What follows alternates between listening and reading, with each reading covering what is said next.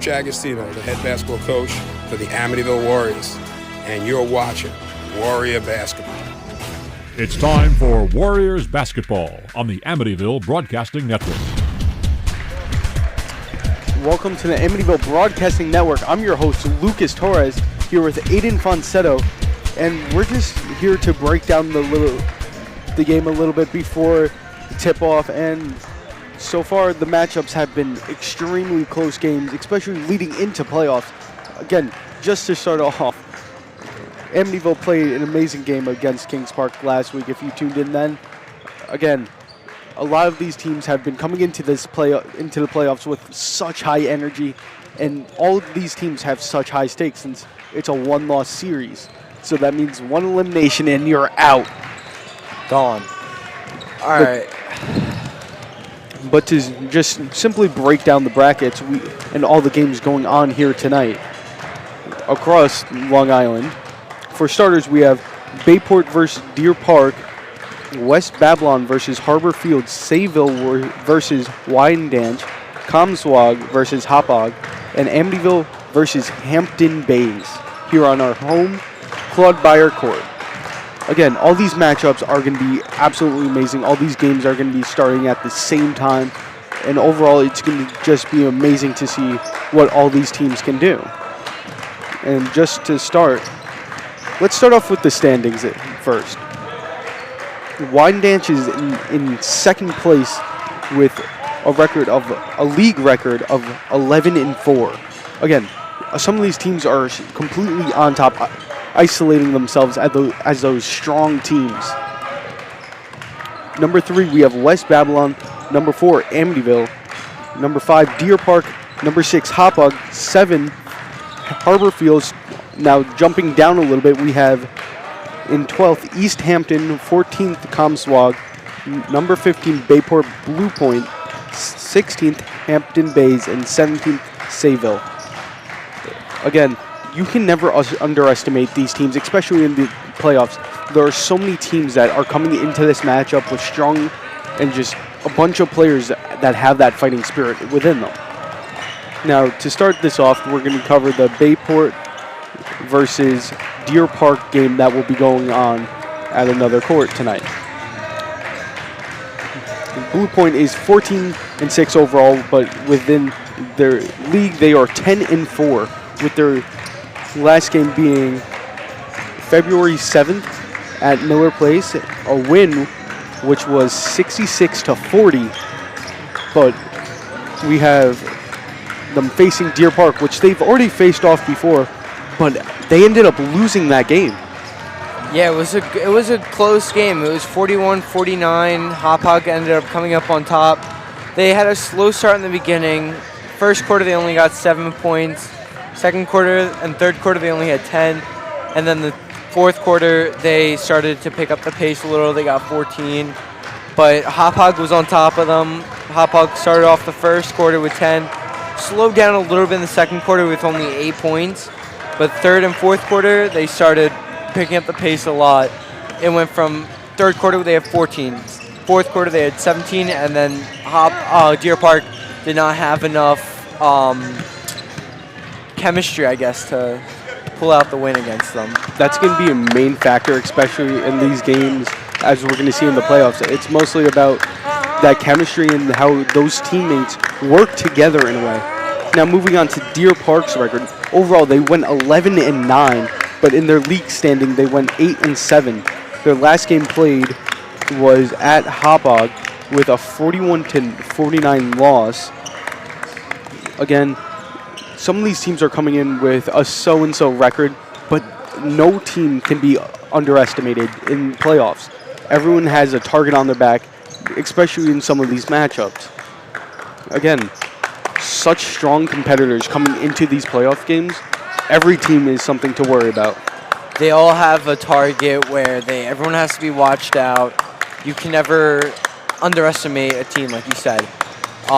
Especially not Deer Park. Deer Park lost their last game, but they against Hauppauge, Miller Place, and Bayport together, they scored over 100 points. That's going to be a tough match. especially for Deer Park, since they have a slow pacing start in the beginning, but Bayport they don't slow down or gain pace.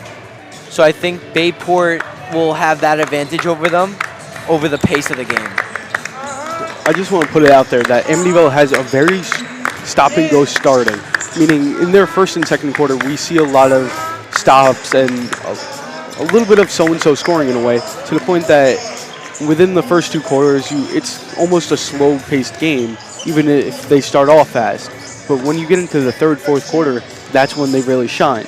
And we're seeing those similar things throughout most of these playoff teams, that either they start off strong and fall off, or within the third and fourth quarter, they're getting right back into the action, scoring 20, 30 points, which, again, just goes to show that these teams that this whole bracket is facing up against, no one can be underestimated, as I said. Yeah, that's going to be the key factor, is keeping up the pace with the other teams. Like, Deer Park, can they go back and forth with the pace? Bayport, they keep up the pace. That's going to be a huge factor throughout that game. Can Deer Park keep up with Bayport, or is Bayport going to sweep them out? Now, let's take a second and talk about our Division III third place team, West Babylon, and our Harbor Fields. 7th place Harbor Fields. To start off with, West Babylon is overall 13-6, but within their own league, they're 10-5.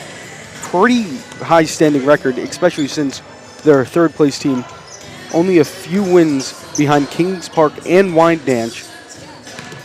And just to recap, their last game was played February 7th, also against East Islip, which was a win 46-35. Yeah. But the matchup for West Babylon is going to be against Harbor Fields. Harbor Fields has faced West Babylon already, and that game ended up going West Babylon's way with a 54-51 win. Again, that's a very close game for a team that is very high standing. But as we've already seen here at Amityville, a lot of these games are going to come down to those final moments. Yeah, especially Harbor Fields and West Bab.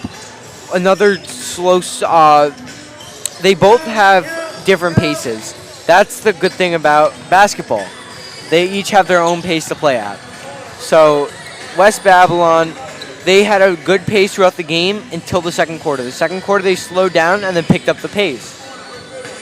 Harbor Fields, they did the same thing. They had a good first quarter, but they had a slow second quarter back with a good pace.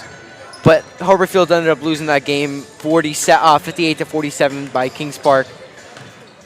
That's going to be the key factors, is the pace throughout all these games. Speaking of Harbor Fields, they are currently 13-7 overall and going 7-7 in their league. Their latest game was at Kings Park, again, which was a loss for them, 47-58. But Kings Park is a first-place team. That's the main thing. That's something that everyone has to watch out for. But at the same time, Kings Park has this giant red X drawn across their back. Since, again, they're a first-place team. They're one of those teams that you got to be careful with, but they also have to be careful because teams from lower standpoints can come out of nowhere and just strike them down immediately. 100%. That's going to be a good match. The good thing about Kings Park, they have first place, which means they have a big target, which means other teams, underrated teams that are in the playoffs, have a better chance of striking back, because they're going to underestimate Kings Park or that team. Underestimating and the pace of the game is what's going to cause teams to lose or to win. Now, let's just take a moment and talk about our next face-off, Sayville versus Wyandanch. Sayville went 10-10 overall. In their league standings, they went 9-6. Wyandanch and Sayville have not faced off once yet. Sayville's last game was played at Rocky Point with a win 67-43. Sayville is currently in 17th place, which is the lowest standings out of this lineup for today's games. But again, those lower bracket teams, you might not see them as amazing teams. But again, they can come out of nowhere and just completely blow you away. 100%. That's going to be a matchup to watch, Sayville Wyandanch. I think it's going to be a close game because Wyandanch has a slow start, except Sayville has a slow finish. But they also keep the pace up throughout the games. Wyandanch, they have a slow start, but at the end they start striking, and that's going to be a key factor in that game, is if Wyandanch can keep up a good pace throughout the game. If not, Sayville's got a pace throughout the game where they stay together and they stay paced. Now going to the fourth game of the series, Coswag versus Hauppauge. Again, Coswag is overall 15-5. Their league standing is 12-3. Meanwhile, Hauppauge is 8-11 and 8-7 in their league. Again, some of these standings are not that well, especially with these lower end teams, but it could be anyone's game.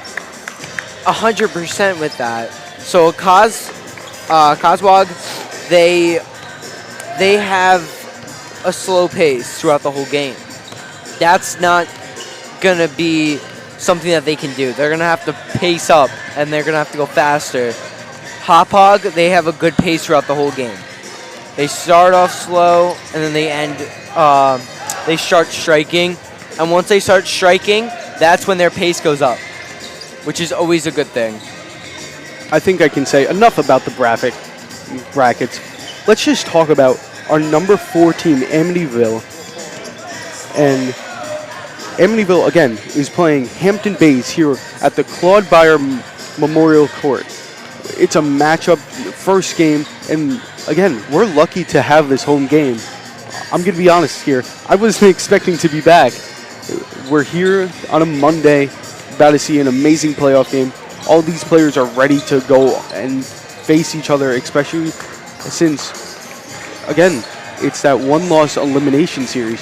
So that means anyone can go within just a snap. One and done. That's how it's going to be working here. Amityville,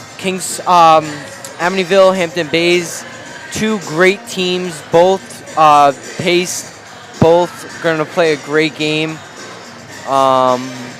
There's not much to really say except for they have to have a good pace, they have to have a good chemistry, and they have to keep the energy high. If they keep that energy high, they'll have good energy throughout the game. Now let's talk about the Amityville Warriors opposing team, Hampton Bays. Their overall is 15-5, but their league standing is 10-4. And so their last few games that they played was against Mount Sinai. They lost that game 73-87. Again, Hampton Bays is one of those teams that have that start and stop finish, especially since in that first and second quarter, Hampton Bays went 13-13, scoring the same amount within the first two, but then jumping in those third and fourth quarters to finish off strong, but still not being able to get back up on that leaderboard. Yeah, it's going to be a fun game to watch. The leaderboards are going to be high. Mount Sinai had 87 points. That's a high-scoring game, especially for them. They have a good pace throughout the game, as I said. They start off slow, but they start striking back the whole time. If they keep striking like that, they're going to have a good game. The one thing that we have to keep in mind, Hampton Bays, even though they're in a different league, they're still a strong and fierce opponent that we're going to see throughout today's game. Yep. Last game, they played Kings Park. Amityville had a 51-49 win over them. They had a good pace until the second quarter.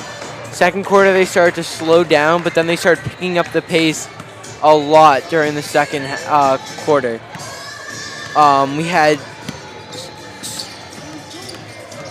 They had 51-49. Fourth quarter, it was a good. They both fought as hard as they can. Amityville came up on top. They played their heart out to get to where they are now.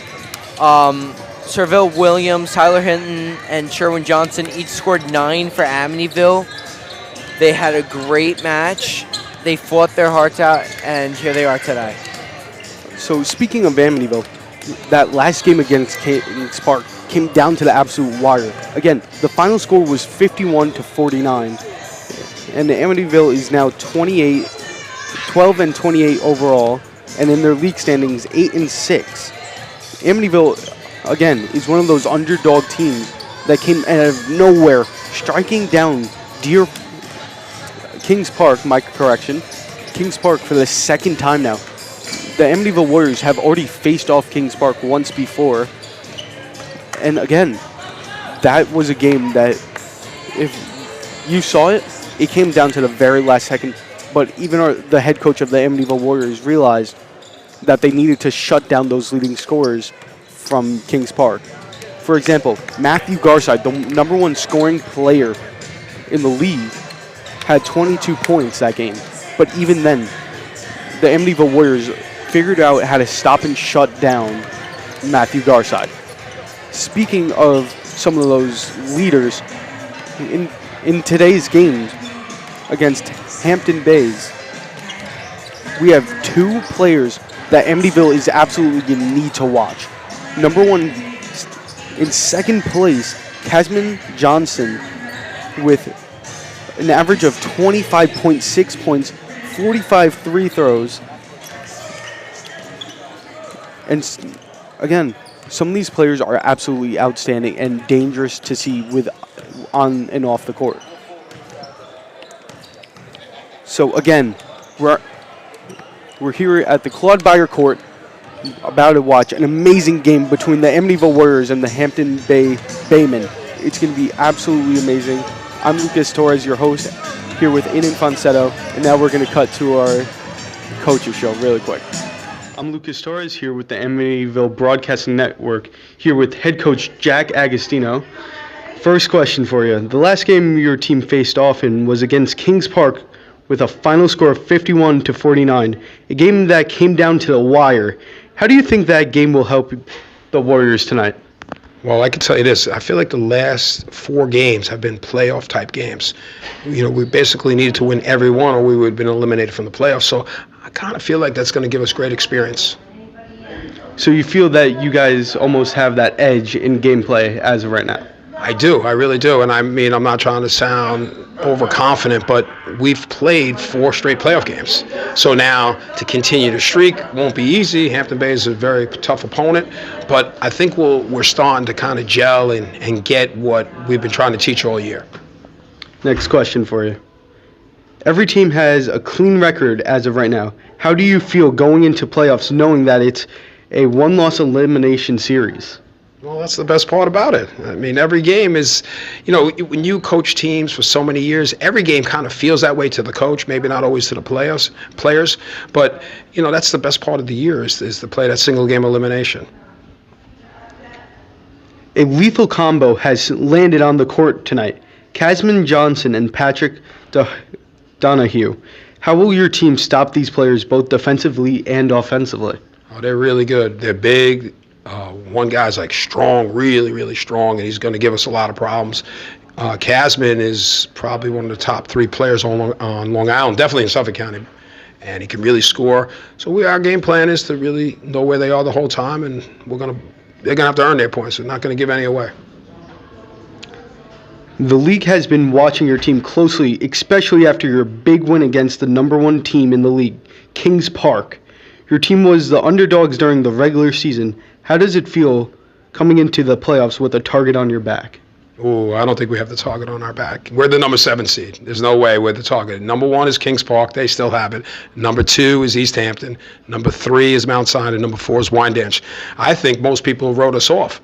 They probably were going to give us the 13th or 14th seed. We got on a nice little streak and bumped us up to 7, which is nice, and we got a home game. But we don't have to talk. We're still being disrespected around Suffolk County. So you guys still feel like the underdogs even within the playoffs? Absolutely. There's no doubt about it. Like for us we had a stretch that we were trying to figure things out, and we lost to some not great teams, but we're finally figuring it out. I think going forward, brighter days are ahead. Final question. What are your keys to victory for tonight's game? I'm not going to change them. You already know my keys. We have to not turn the ball over. We have to really share it on offense, and then ball pressure. If we don't pressure the ball, we're in trouble. The players have to understand that the more ball pressure, the better our defense will be. Thank you so much. You're the man. You're the man. I really appreciate it. Look, we're going to keep this going. We got to get one more game. That's all we want. One more game out of this whole deal. You heard it here, folks. The Amityville Warriors are not a team to look down upon. And I'm Lucas Torres, Amityville Broadcasting Network. Welcome back. I'm Lucas Torres, your host of the Amityville Broadcasting Network, here with Aiden Fonsetto. And again, this matchup here tonight, Hampton Bays versus the Amityville Warriors. What a matchup this is going to be. It's one of those games that might come down to the wire again. Especially with both coaches coming into this playoff series with that thought of, if I lose once, I'm done. I'm going home.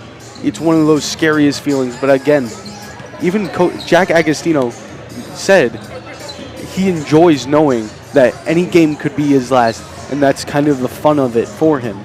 He sees that competition and wants it. Yeah, it's the fun of any sport, really. I mean, just the feeling as you're winning, it's great. And now we're going to send it to our sideline reporter, Erin Kruder. Hi, I'm Erin Kruder with the Amityville Broadcasting Network. Today is a big game for Amityville. We're in the playoffs, first game of the playoffs. Now I had the opportunity to talk with some seniors for tonight's game, and they said their expectations for tonight's game were to play hard and to win, and that they all expect to keep basketball in their lives when they move on to college. Back to you guys. So, again, an amazing matchup here tonight, especially first game of the playoffs. And it's going to be one of those matchups that you don't know the outcome because both teams have such this fierce and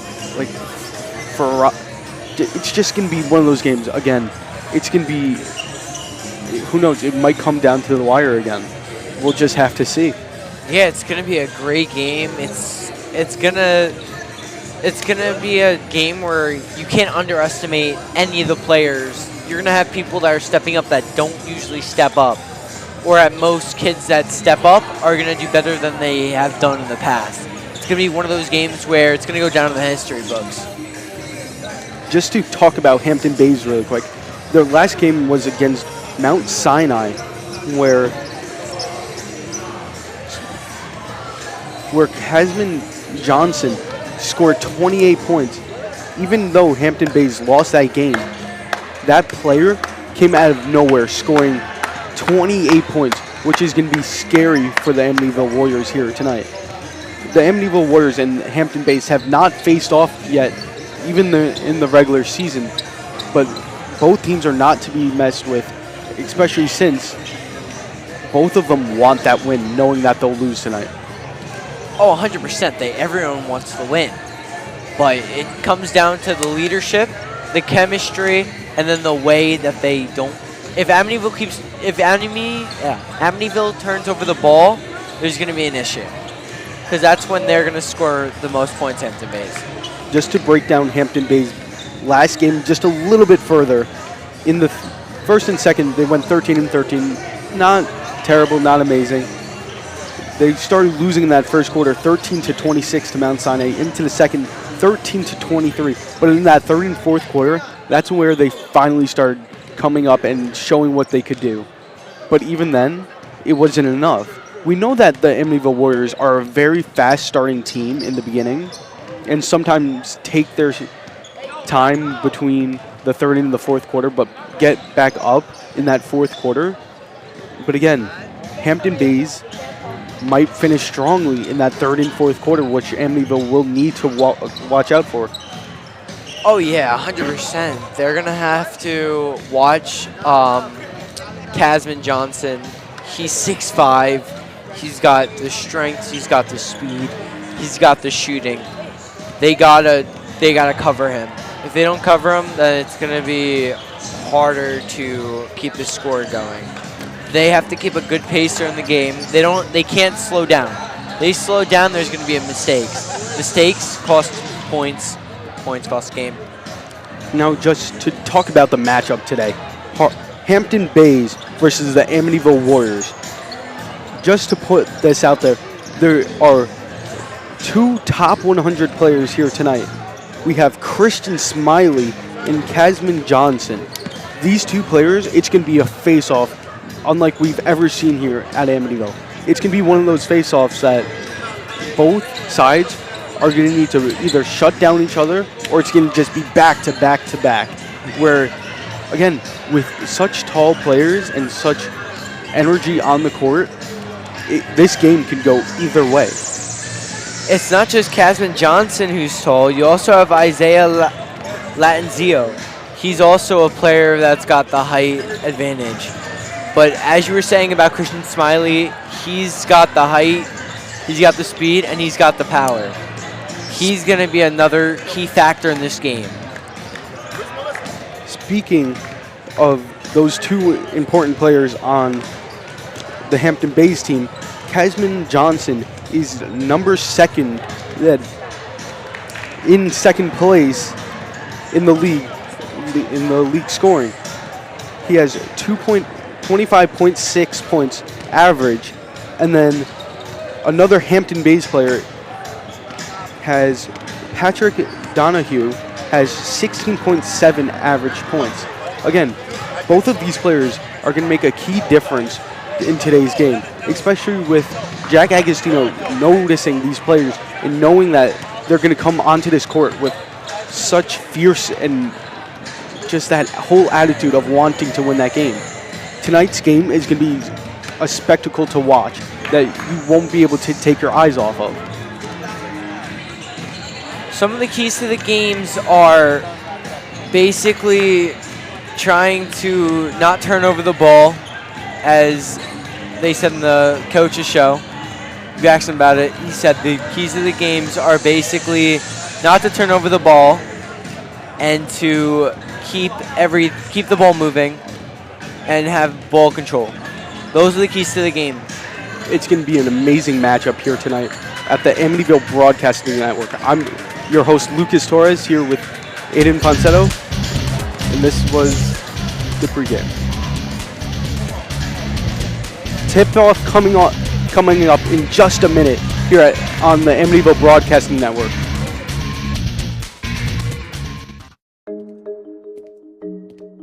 When it comes to vaping, the truth can get clouded. So let's make it clear. Vaping is not safe for kids, teens, or young adults. It's just not.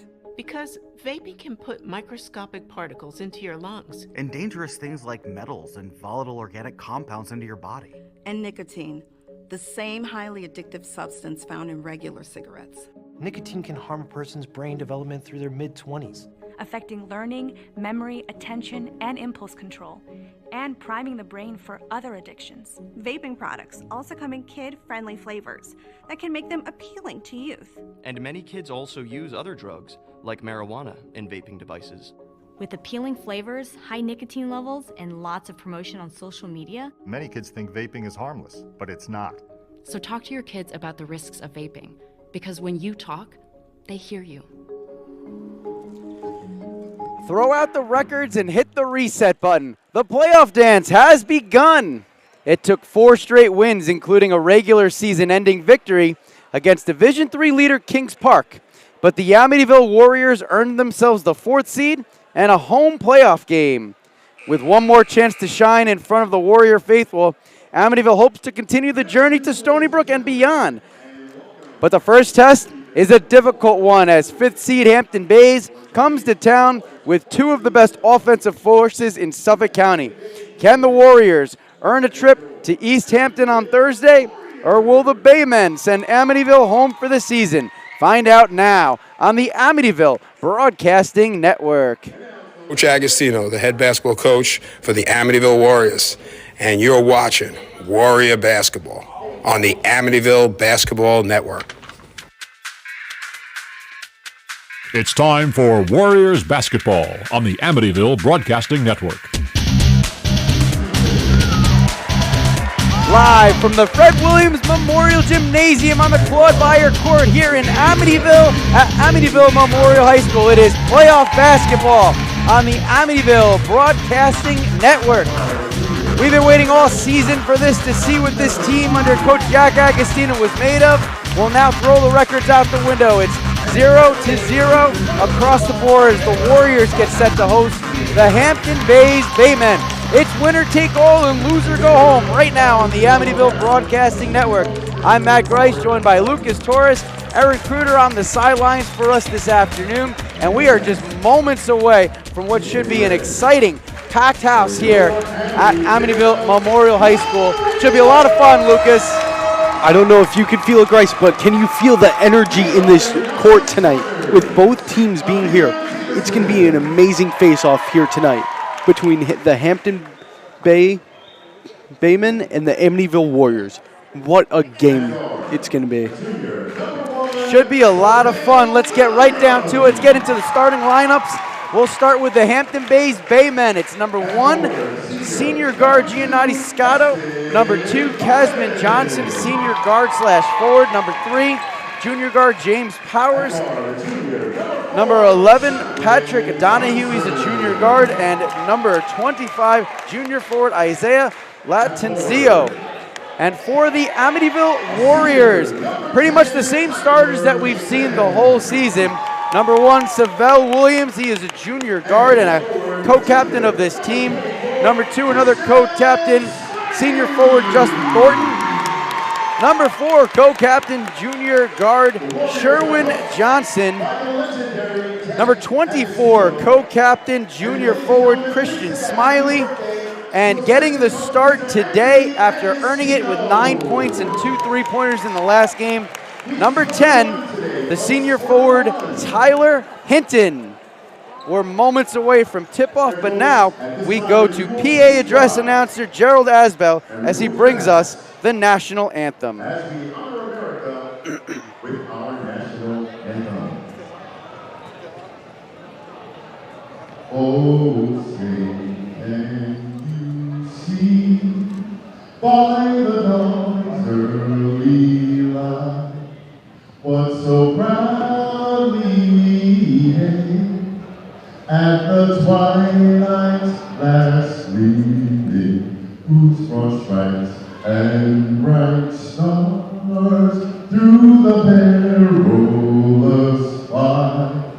For the ramparts we once were so gallantly streaming, and the rocket's red glare, the bombs bursting in, gave proof through the night that our flag was still there. Oh, sing does that star-spangled banner yet wave, for the land of the free and the home of the brave. We are just moments away from tip-off here as the Amityville Warriors get set to host the Hampton Bays Baymen. Warriors come into this contest with a 12-8 overall record, 8-6 in league play with a 4th place finish.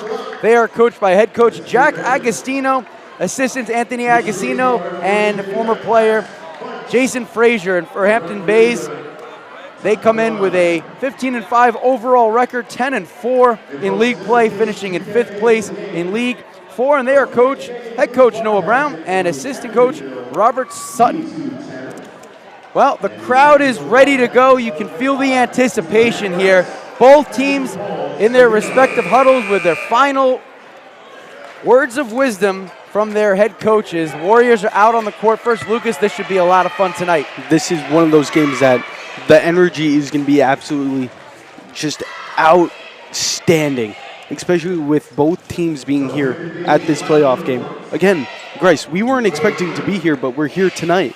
So again, it's Scotto, Johnson, Powers, Donahue, and Latanzio.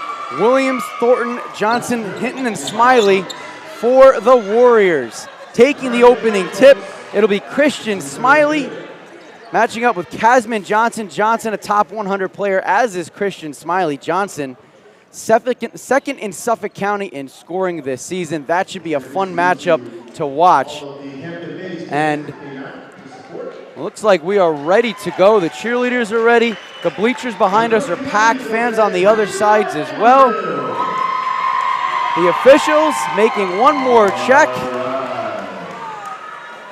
And they're really building up the anticipation here as we are just about ready to get underway. Key matchups, as we mentioned, Christian Smiley. He'll be up against Casman Johnson, but also a top scorer in Suffolk County, Patrick Donahue. He's 24th in scoring this season, averaging 16.7 points a game. Johnson, he's been averaging 28 points a game. We are all set to go. Opening tip from Amityville Memorial High School, and it falls into the hands of Justin Thornton. Warriors will take first possession. Thornton with the ball, bottom of the circle. Right wing, it's Williams. Williams dribbles from right to left in between the legs, gets it to Smiley to the free throw line. All the way to the far side, it's Thornton. Thornton thinks about a three, bounce pass into the paint, it's Smiley. Spins, puts up a 5-footer, off the backboard and good. Warriors strike first, 2-0, 30 seconds gone by in the first. Powers bringing the ball up the court. Good defense by Justin Thornton, using the sideline as an extra defender, and he's able to force the turnover as Powers steps out of bounds. Crowd is into it early. Warriors have the ball, 2-0, 7:20 to go here in the first quarter. Williams has it, baseline, gets it back to the top of the key. Now it's far side, Smiley, over to Thornton. Thornton has it in between the circles, picks up his dribble, finds Johnson. Johnson in the lane, too strong off the backboard, and here come the Baymen. It's Powers with the ball, and his pocket is almost picked. Justin Thornton heads up defense as Powers had his back to him, but that'll go out of bounds off of a white jersey, so it'll be the Baymen that have the ball. Powers gets another shot. He's guarded by Thornton. Powers crossed the timeline, gives it over to Johnson, back to Powers. Now it's the far side to Scotto. Ball is tipped out of bounds. Officials say last touch off of white. So the Baymen will keep possession. 17 seconds on the shot clock. 2-0 Warriors, 6:44 remaining in the first quarter. It's winner take all. Another good defensive play by Williams as he swats it out of bounds. And Scotto will once again try to inbound, and he does, as Powers gets it into the front court. Near baseline, in the paint, up with the shot, and good, Isaiah Latanzio. Latanzio gets the Baymen on the board, and it's 2-2 in the first.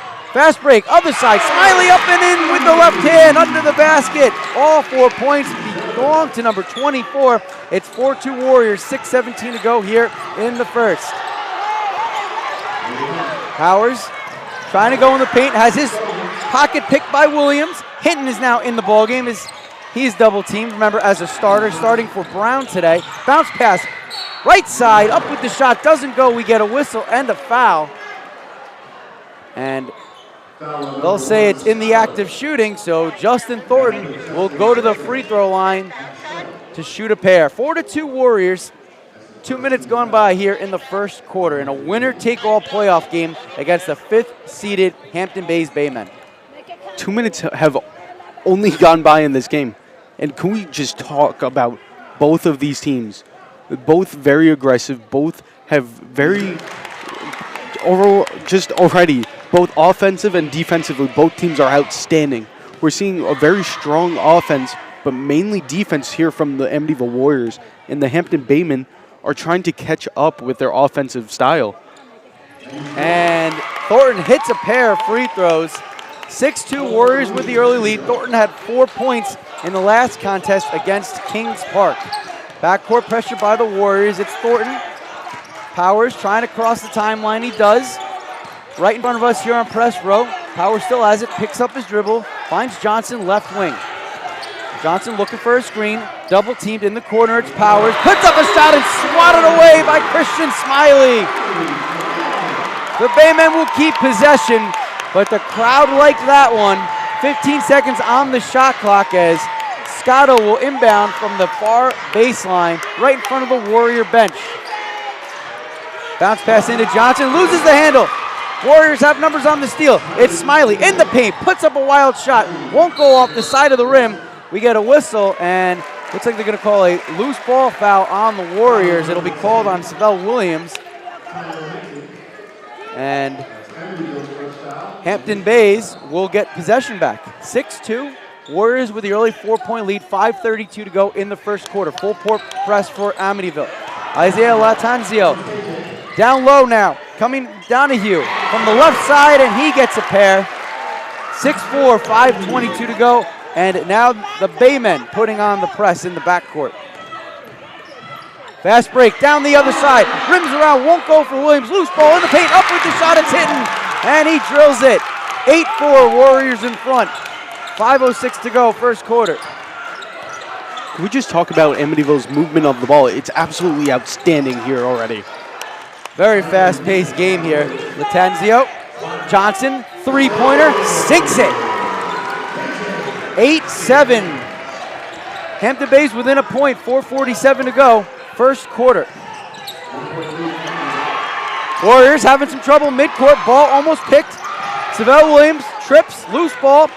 Far sideline in front of Hampton Bays bench. Hitting the deck was Sherwin Johnson, and he's able to call the timeout and retain possession for the Warriors. You couldn't ask for a faster start than this, Lucas. It's 8-7, 4:34 to go in the first quarter.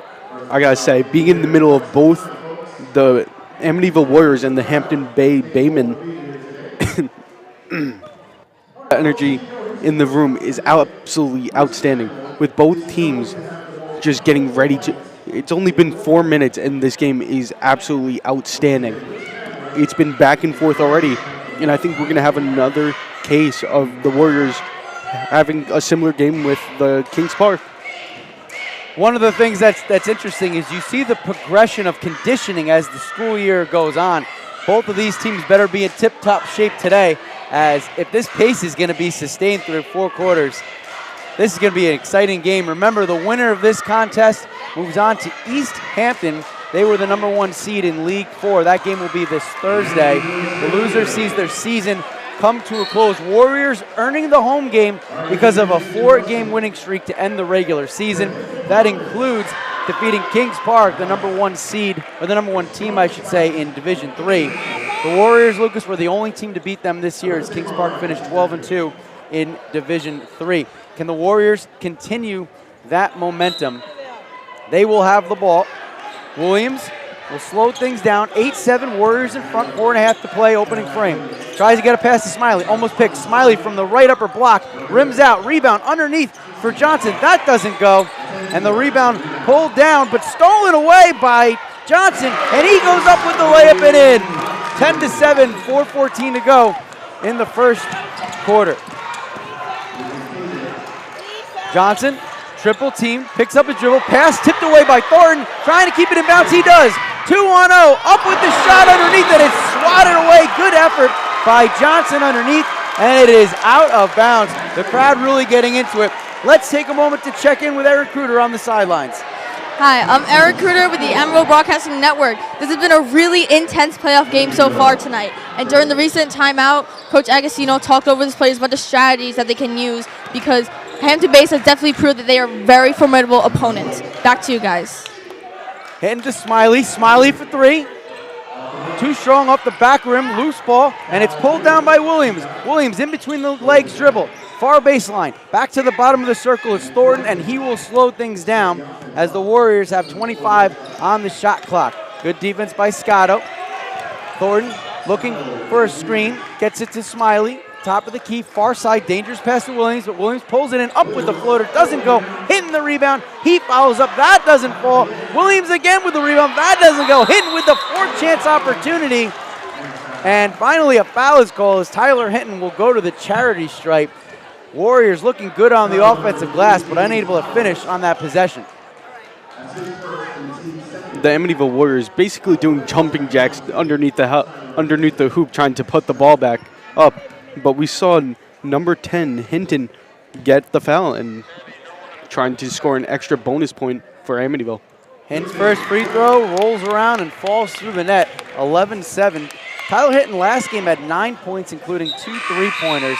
Hinton normally doesn't start, but he did last contest for senior day, and he has been able to keep himself in the starting lineup as Sherwin Johnson takes a seat.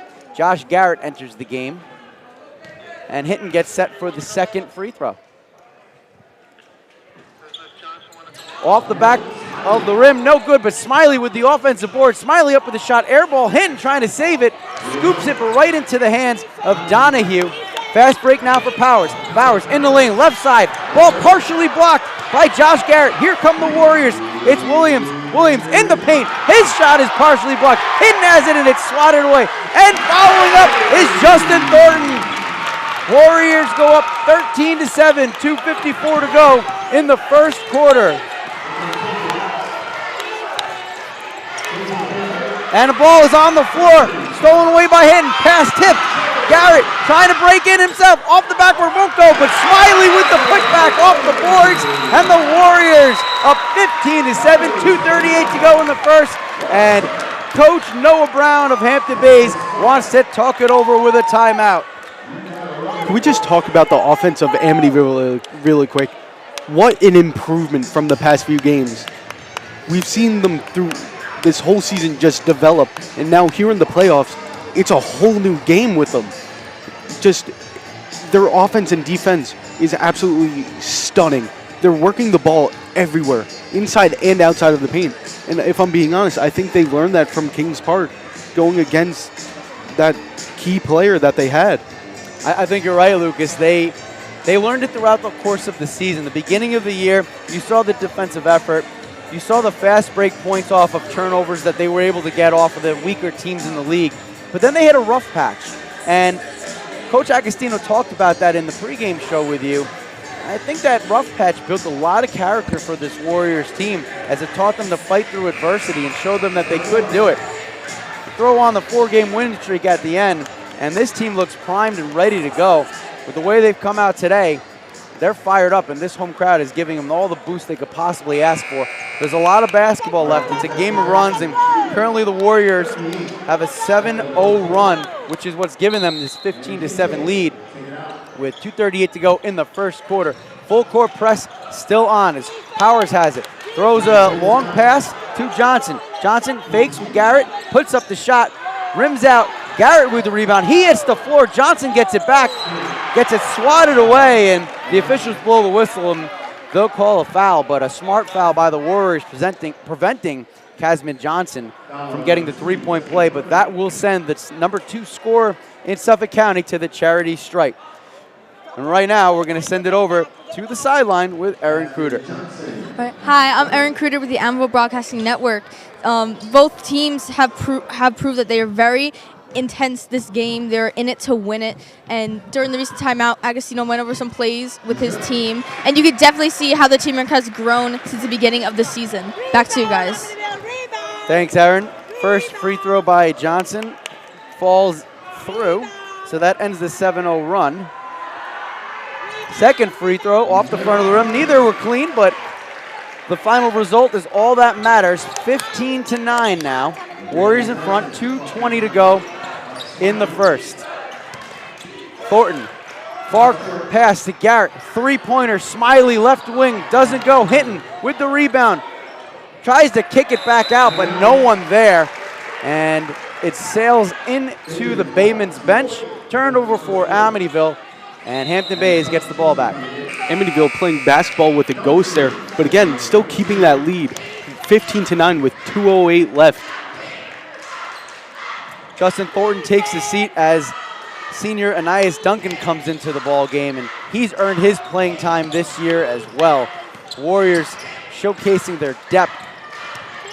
James Powers has it, bottom of the circle, guarded by Duncan. Powers dribbling from right to left, hands it off to Johnson. Johnson from left to right, behind the back dribble, gets it over to Scotto. Scotto down low to Latanzio, up with the shot and in. Isaiah Latanzio. And it's 15-11, 1:38 to go in the first quarter. Williams, Garrett, three-pointer near baseline. That doesn't go. And Latanzio pulls down the board. Latanzio is a beast down low and going to be a problem for the Warriors all day on the glass as Patrick Donahue gets the fast break field goal. 15-13, 1:15 to go in the opening quarter. And then cutting into this Warrior lead. Williams double team, picks up his dribble, needs some help. Finds Duncan, back to Williams. Williams to Hinton, hands it over to Smiley. Cross court floater, it's Williams. Williams at the free throw line, finds Duncan. Duncan bounce pass, down low block. Smiley up with the shot, and it's good. 17-13, 45 seconds to go, opening quarter. And we get a whistle, and it will remain Bayman basketball. Amityville playing some very smart offense, but the Baymen fighting back with really smart defense, as we're seeing. We're almost at a standstill, but with Amityville still in the lead with 38 seconds left. Christian Smiley wants to be the best player for the Warriors team, and so far he has been. 8 of the 17 points here in the first quarter belong to him. Powers has the ball. 30 seconds on the game clock, 26 seconds on the shot clock. Powers drives, finds Latanzio. Latanzio to Scotto. Fumbles, gets it over to Donahue. Donahue with the three, and drills it. Patrick Donahue. And it's 17-16, 12 seconds remaining in the first quarter. 8 seconds. Williams, Smiley, 4 seconds. Smiley drives in the paint to Hinton. Up with the layup, doesn't go. Trying to get the rebound is Johnson. And the buzzer sounds as the opening quarter comes to a close. And it was an exciting one. After 1 quarter of play here from Amityville Memorial High School, it's the Warriors 17, Hampton Bays 16 in this do-or-die contest. But don't go anywhere. Second quarter action coming up next, right here on the Amityville Broadcasting Network.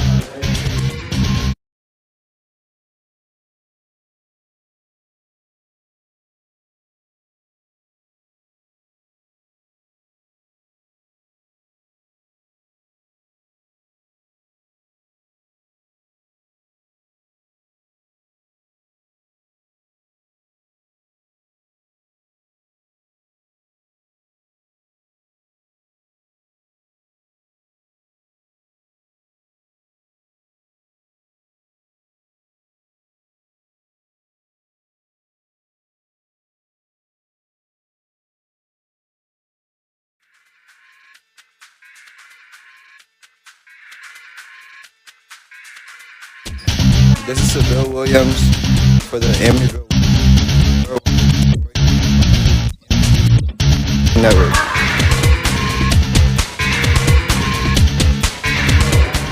One quarter in the books, 3 to play, and it was an exciting first one as the Amityville Warriors have a 17-16 lead against the Hampton Bays Baymen. Matt Rice, Lucas Torres, Eric Kruder, here with you on the Amityville Broadcasting Network in this do-or-die, winner-take-all playoff game. Second quarter, first possession belongs to Hampton Bays.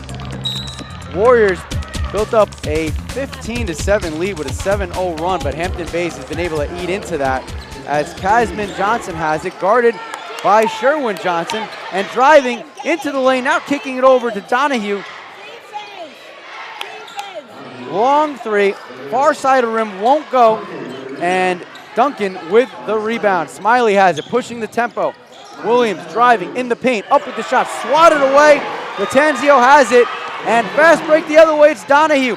Bounce pass tipped away out of the hands of Powers. Here come the Warriors. Hinton gets control, up from the left side, that doesn't go. Smiley the rebound. Bounce pass. It's Johnson. Drives in the lane, scoops it. Can't hit. And we get a whistle and a foul. Ball belongs to Hampton Bays. 17-16. 7:17 to go here in the second quarter. Sherwin Johnson called for the foul. Warriors still have their press. No points have been easy today, but lots of fast breaks. But you have to give the Warriors credit. They've had multiple opportunities on the offensive glass. Another fast break, Donahue. Donahue against Smiley. Smiley plants his feet, takes the hit. Shot doesn't go. Hinton needs some help on the rebound, and we get a reach-in foul. So the Warriors will keep possession as the foul is called on Patrick Donahue.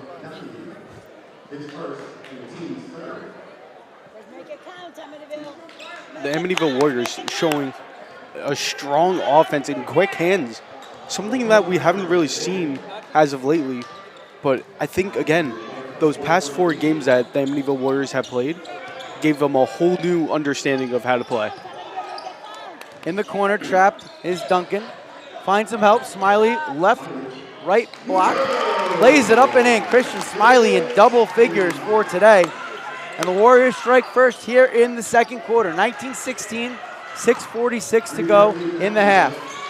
Casman Johnson now bringing the ball up the floor for the Baymen. He's guarded by Sherwin Johnson. Behind the back dribble. Goes from left to right. Double teamed, hands it off to James Powers. James Powers thinks about the crossover, guarded by Duncan. Three-pointer by Johnson and drills it. Second three-pointer of the day for Casman Johnson, and we are all tied up at 19 with 6:20 to go until halftime. Bounce pass to Hinton, top of the key. Hinton drives, paint, right side, layup, and answers right back. Tyler Hinton with the deuce. 21-19 Warriors in front, 6:05 to go in the second. Powers guarded by Duncan. Right in front of us here, press row, picks up his dribble, looking for help. Bounce pass into Johnson's hands, immediate double team. Johnson, long three-pointer, off the front of the rim, no good. Gets his own rebound, drives in the lane, up with the left hand, and we get a foul called as the shot doesn't fall, but that will send Casman Johnson to the free throw line. He has 2 3-pointers today already, 47 on the season. And he had 5 3-pointers in Hampton Bay's last contest. So this is a guy who you have to challenge him, Lucas, when he's beyond the arc. You cannot give him an open look.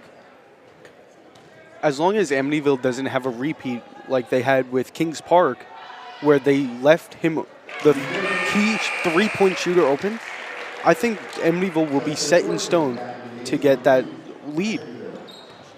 And again, it all comes down to that final third, fourth quarter, especially for both teams, since they both like finishing really strong in those final quarters. Both free throws are drained by Casman Johnson, so we're all knotted up at 21. 5:45 to go, second quarter.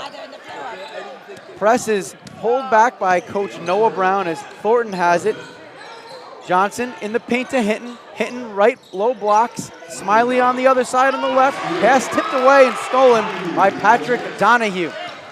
Powers putting the pressure up. Bounce pass. Johnson with the beautiful finger roll. And for the first time since early in this contest, Hampton Bays regains the lead. 23-21, 5:15 to go. Thornton has it, fakes the three. Gives it to Williams, left wing. Williams splits the double team, drives in the lane, up with the shot. That doesn't go. Rebound pulled down by the Warriors. It's Smiley who thinks about a three. Instead, bounce pass to Williams, far side. Williams taking it around the world himself. Now it's Thornton on the right wing. Thornton, bottom of the circle, back to Williams. Williams, a long tray, short. Ball tipped back out, and Williams able to get it. Warriors retain possession. Down low, up and under, it's Sherwin Johnson. And the Warriors tie it up at 23, 4:35 to go, second quarter. And we get a whistle as Scotto trying to get past the Amityville press. And it looks like they're going to call a foul on Justin Thornton, reach in. So we're all knotted up at 23, 4:29 to go here in the opening half. Both teams battling for the ball and just trying to get a nice 1 or 2 points, just trying to Smothering defense again for the Warriors as the Baymen get the ball in bounds and the Warriors swat it right back out. Johnson looking for the alley-oop over to Latanzio. He's not going to get it. Instead, the Warriors have numbers the other way.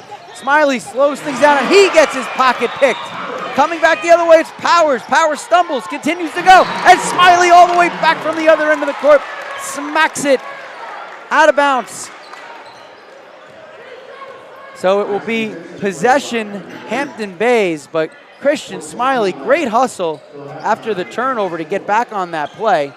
30 seconds on the shot clock, 4:16 here left in the second quarter. Johnson guarded by Thornton. Thornton's not going to give him any room this time. Powers has it cross court. Now it's Donahue. Johnson, far corner, and throws it off with Sherwin Johnson's foot. Baymen retain possession, and they'll inbound right in front of the Warrior bench. Strike that, they'll be on the baseline. Bounce pass into Powers. Powers has it right wing. Now it's Johnson. Johnson going from right, looking for a screen. Instead goes the opposite direction. Has it poked out. Williams puts on the Jets. Williams has it smacked away by Johnson from behind. Loose ball. Powers has it for the Baymen as the crowd oohs and ahs. Back and forth action here at Amityville High School, all tied up at 23, and it has been just that, a very even game. Latanzio almost loses the handle. Probably not the guy you want bringing the ball up the court, as he is the big man for the Baymen. Here is a long two. That doesn't go for Donahue, and the Warriors retain possession. Thornton to Johnson. Johnson drive in the lane. Poked away by Casman Johnson. Justin Thornton with the ball. Williams drives, fakes the shot. Smiley up with the left hand and in. Warriors back in front, 25-23. 3 minutes to play in the half. Both teams here are just absolutely playing astronomically. Johnson to Scotto. Breaking down the right side, up with the layup, doesn't go. Rebound by Donahue, double team on the Warriors. We get a whistle. And it looks like they're going to call a foul on Hinton. And that will send Donahue to the free throw line. 25-23, Warriors in front. 2:44 left on the clock in the second. Donahue, 24th highest score in Suffolk County as the first free throw falls. That actually ends a 4-0 Warrior run. Coming into the game, downtown, Nick Brown. A rare non-start for him as Williams gets a breather. Second free throw will fall by Donahue. And we're all tied up at 25. 2:44 to go in the second. And we get a timeout as Coach Agostino wants to talk things over. I think we're going to see another very close game where it's going to come down to the line in which it's just going to be back and forth. The energy from both teams are just going back to back to back. There's no stopping each other throughout this game. I think one of the themes so far, both teams getting second chances on the glass. The Warriors have done a good job at times against Casman Johnson, but if you give him an inch of space, he is just taking advantage of draining shots. But to the Warriors' credit, they're spreading the ball around. Their guards are doing the job. But Christian Smiley, I know we've been waiting for him to have his breakout game. Last week against Kings Park, Smiley found himself in some foul trouble, had to spend some time on the bench. His teammates picked him up, but tonight Smiley's been all over the place. 14 points so far today for the Warriors, 14 of the 25. And if you're going to win, especially in the postseason, you need your best players to play as such. And so far, Smiley's been up to the task. I guess Thornton you can call it. Ball. Bottom of the circle, picks up his dribble, gets a wide open three and drills it. Justin Thornton says, if you're going to give me that much space, I'm going to make you pay. Warriors up by 3, 2:25 to go until the half. And we get a foul underneath, and they're going to call an offensive foul. The charge is called turnover for the Baymen. Warriors get it back. A chance to build on the momentum after the three-pointer by Justin Thornton. He's tasked with the one guard responsibilities as Thornton brings the ball up the court, passes it to Brown, who gets his first touch of the day. finds Smiley. Smiley thinks about the three. Instead, it's Johnson, loose ball in the paint. And we'll have to see what the officials do. And they call a foul on Powers, so the Warriors will retain possession. And a timeout is called. And while the two teams discuss the next move with their coaches, we will discuss with our sideline reporter, Erin Kruder. Hi, I'm Erin Kruder with the Amityville Broadcasting Network. This has been a phenomenal game so far. Both teams are playing their hardest, and we have a lot of energy from the crowd tonight, from the students, faculty, supportive parents in the crowd. It's a lot, and I'm sure the energy is helping both teams. Back to you guys. Thanks, Aaron. 28-25, 2:04 to go until the half. Warriors out in front. And Lucas, this has been everything and more that you could have asked for. It's an exciting game, and I'd have to say that these two teams so far have shown that they're very evenly matched. I gotta say, if anything, this is Christian Smiley's revenge game, especially after the Warriors having plenty of fouls. Honestly, it went both ways last game. Fouls left and right. Smiley inbounds, hitting. Now it's Thornton. Pass to Smiley. Smiley has it far baseline. Bounce pass down low to Hinton, and he loses it, but still right back by Thornton. Thornton to Johnson. Johnson, top of the key. Now it's Brown. Brown thinks about a long three. Instead, allows Smiley to take it for him. That doesn't go. Rebound Johnson. Another opportunity for the Warriors, and a foul is called on Scotto. Again, both teams playing very smart, both defense and offensively. With both teams playing so aggressively, it's going to be a really close game, and we're going to see that even further going into the third quarter. Fresh shot clock for the Warriors. Thornton takes the inbound pass. Smiley drives, baseline, picks up his dribble, tries to get it back out to Thornton. It's picked off by Johnson. Johnson cross court to Scotto. Scotto loses the handle, has to throw things down. Now it's Donahue. Down low, up and in with the layup is Powers. Good ball movement by the Baymen. 28-27, Warriors out in front. 80 seconds to go in the half.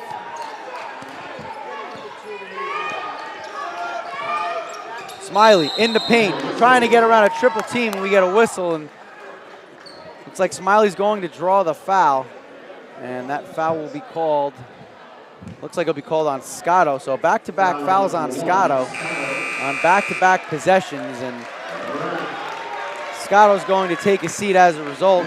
Coming into the game now is Noah Thompson. Noah Thompson contributed a couple of points in Hampton Bay's last contest as he sees his first action of the evening. Smiley will inbound. Williams has it, bottom of the circle. Zone defense by the Baymen.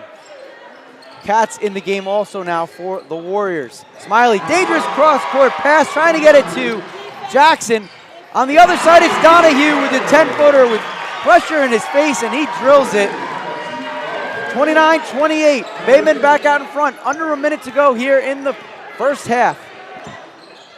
Jackson has it to Johnson. Dangerous pass, trying to prevent the backcourt violation, and the crowd didn't like that call, as it looked like Johnson was able to save it, but it didn't matter anyway, as it turns out that pass would have been picked off. It might have actually helped the Warriors because it forced the whistle instead of the fast break for the Baymen. 36 seconds left in the half, 31 on the shot clock. Driving in the lane, Powers looking for help. Now it's swatted away by Smiley and out of bounds as Latenzio couldn't get the shot up.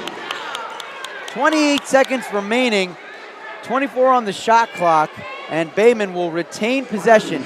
Inbound under the basket. Long pass into the backcourt. Johnson has it. 25 seconds left in the half, 20 on the shot clock. Johnson, double team, kicks it across to Thompson. Thompson with the three, air ball, out of bounds, and the Warriors will have it. The shot clock will be turned off, and the crowd gets into it. Amityville trailing by one, 17.1 seconds remaining in half number one.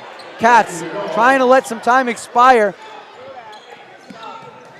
Johnson, Williams, bottom of the circle, 10 seconds. Warriors clearly looking for the last shot. They put it in the hands of Smiley. Picks up his dribble. 5 seconds left. Johnson back to Smiley. 3 seconds. Three-pointer. Won't go. Rebound by Johnson. And that's how the first half comes to a close.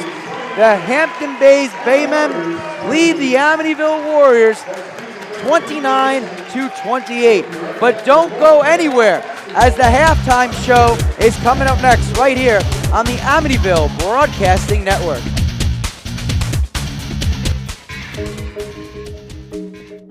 When it comes to vaping, the truth can get clouded. So let's make it clear. Vaping is not safe for kids, teens, or young adults. It's just not. Because vaping can put microscopic particles into your lungs. And dangerous things like metals and volatile organic compounds into your body. And nicotine, the same highly addictive substance found in regular cigarettes. Nicotine can harm a person's brain development through their mid-20s, affecting learning, memory, attention, and impulse control, and priming the brain for other addictions. Vaping products also come in kid-friendly flavors that can make them appealing to youth. And many kids also use other drugs, like marijuana, in vaping devices. With appealing flavors, high nicotine levels, and lots of promotion on social media, Many kids think vaping is harmless, but it's not. So talk to your kids about the risks of vaping, because when you talk, they hear you.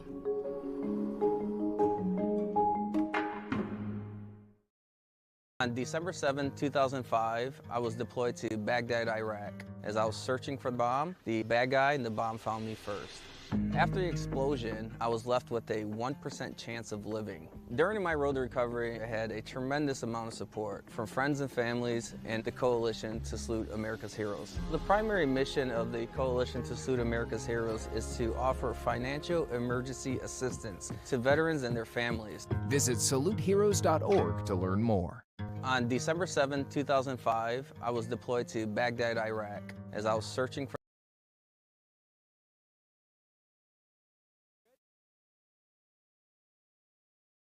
This is Sherwin, point guard for the Amityville Warriors, and you're watching the Warrior Basketball on the Amityville Broadcasting Network. This is the Warriors Basketball Halftime Show on the Amityville Broadcasting Network. Welcome back. This is the Amityville Broadcasting Network. I'm your host, Lucas Torres, here with Aiden Fonsetto. And just let's recap this game so far. What an outstanding game. It is currently 28-29 going into the third quarter. It's astronomical. Both energy from the Warriors and the Baymen is absolutely insane today.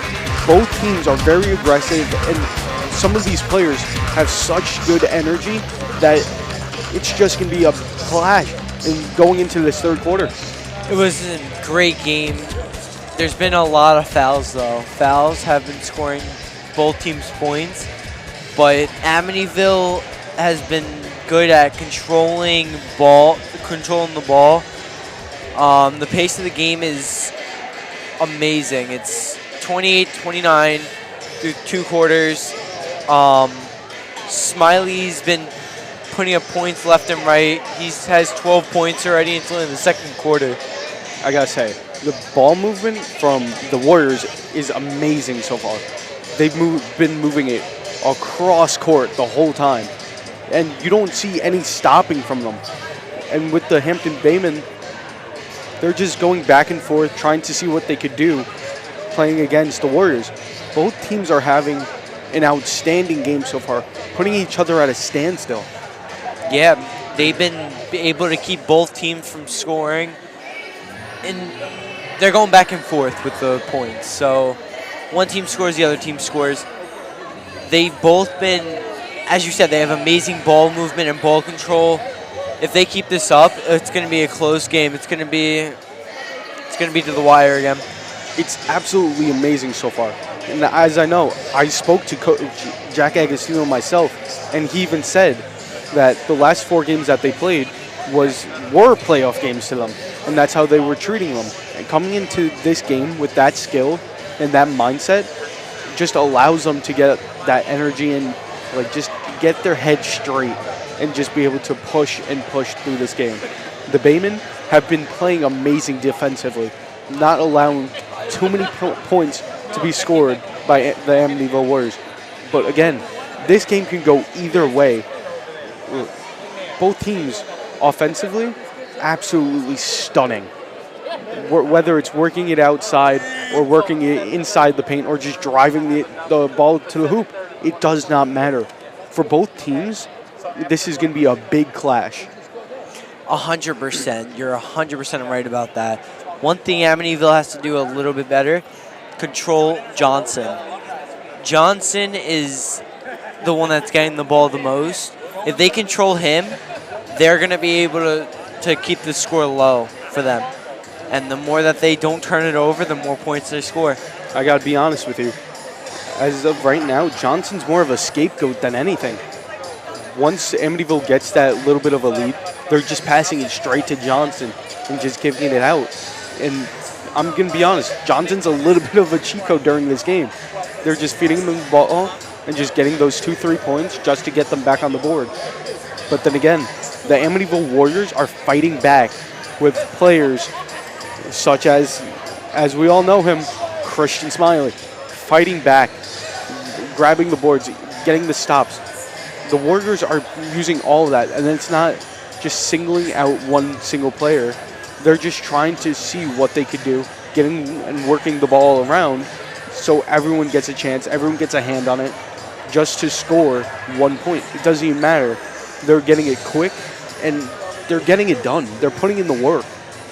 They're all right there where they need to be right now. Their energy is there. Their chemistry is there. Everything is showing in this game right now. Christian Smiley, as we were just talking about, he is having an amazing game. So is Justin Thornton and Sherwin Williams. They're both having an amazing game, and they're both showing captain energy. They're both helping with what their team needs. I have to say, though, Hampton Bays, some of those players are just so quick just to get the ball around. Both teams are working each other to the max as of right now. And I got to be honest with you, Katz is putting his goalie skills to the test right now. We saw him going down the court just trying to get that ball back to his teammates, and that's exactly what he did. Yes, he might not always get the minutes that he wants, but when he does, he's still a key player. He puts the most into everything he does. That's why he's on varsity. It's because he shows the improvement. He works at everything he does. He's a captain. He shows that captain energy that Amityville needs. Both teams have amazing players so far. Especially, if I'm going to be honest, if I were to see both teams' playbooks, I'm telling you, it's going to be like looking in a mirror. Both teams are going back-to-back that I think at this point, they're kind of even when it comes to their skill. 100%, especially Christian Smiley and Casman Johnson. They're going back and forth, back and forth. They're both amazing players. They're both top 100. They're both showing what they got in this game. If there's one thing I got to say, though, the energy from both teams is absolutely amazing. This is one of those games that both the fans are excited for and even the players are excited for. But Aiden, I got to ask, what do you think the keys are for this upcoming quarter? Well, they're both doing amazing right now. The keys right now are to keep Casman Johnson covered at all times, to move the ball and have great ball movement. Again, third quarter coming up. Amazing game so far here on the Amityville Broadcasting Network. You'll see it starting up in the next few seconds.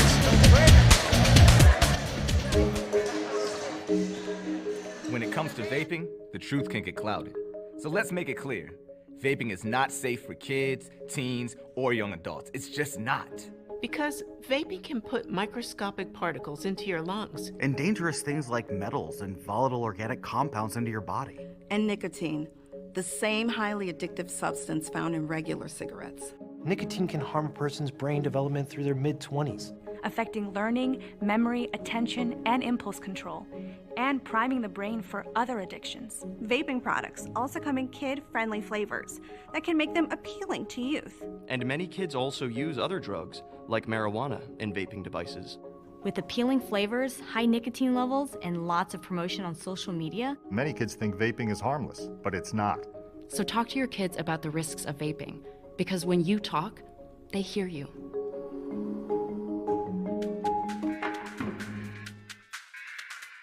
This is Christian Smiley, small forward for the Amityville Warriors, and you're watching Warrior Basketball on the Amityville Broadcasting Network.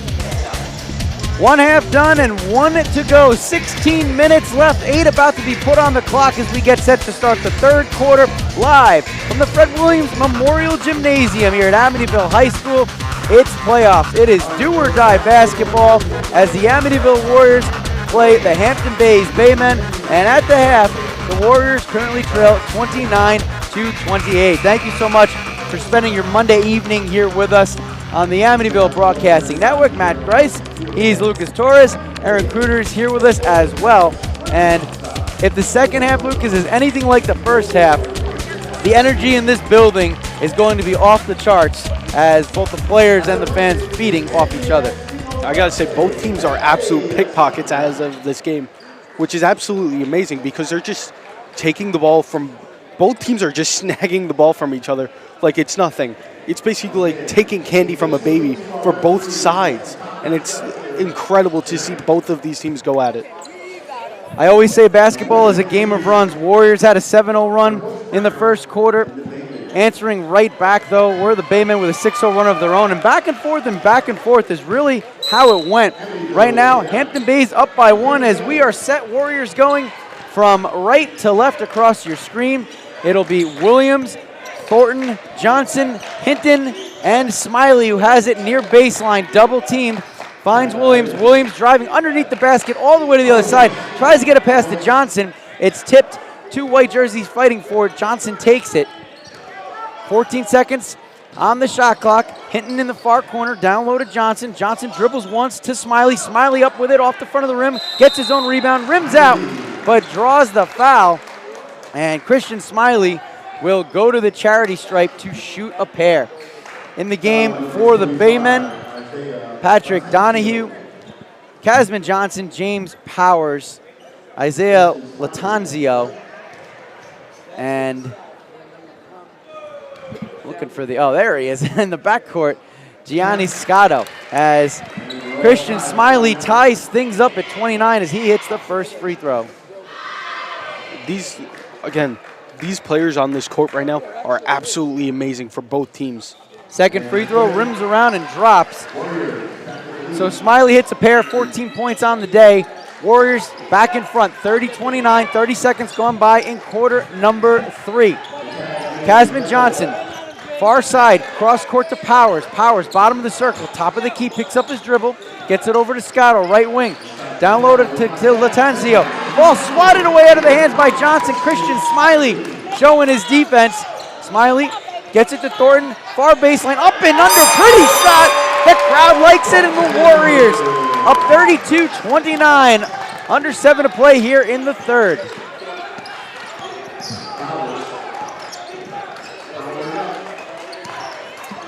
Donahue puts up a long tray, air ball. Trying to save it is Powers as the crowd gets on him for that. Loose ball, who's going to grab it? And Hinton picks things up, gets it back to Williams, and Williams gives it to Thornton. Thornton to Smiley. Smiley trying to get in the paint, hits a wall, finds Johnson. Johnson with the 10-footer off the side of the backboard and falling into the hands of Latanzio. Good pressure by the Warriors, but Powers able to bring the ball up the court. Bottom of the circle, Thornton on him, in between the leg dribble.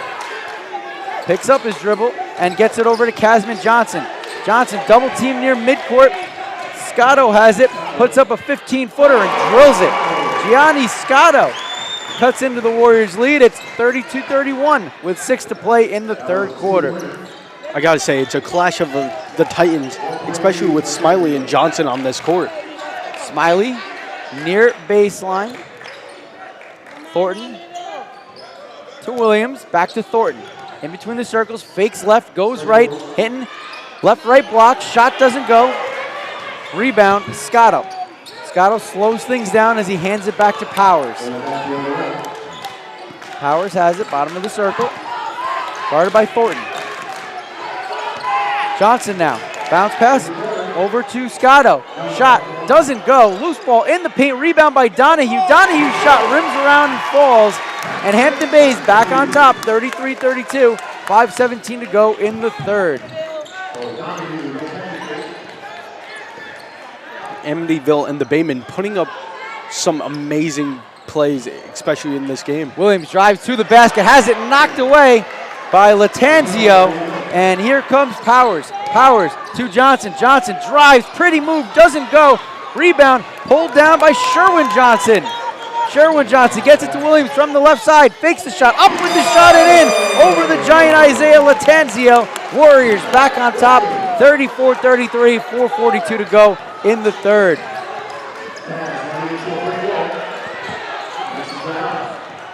Scotto has it, puts up a shot, drills it. Uncontested 10-footer, 35-34, Hampton Bays back on top.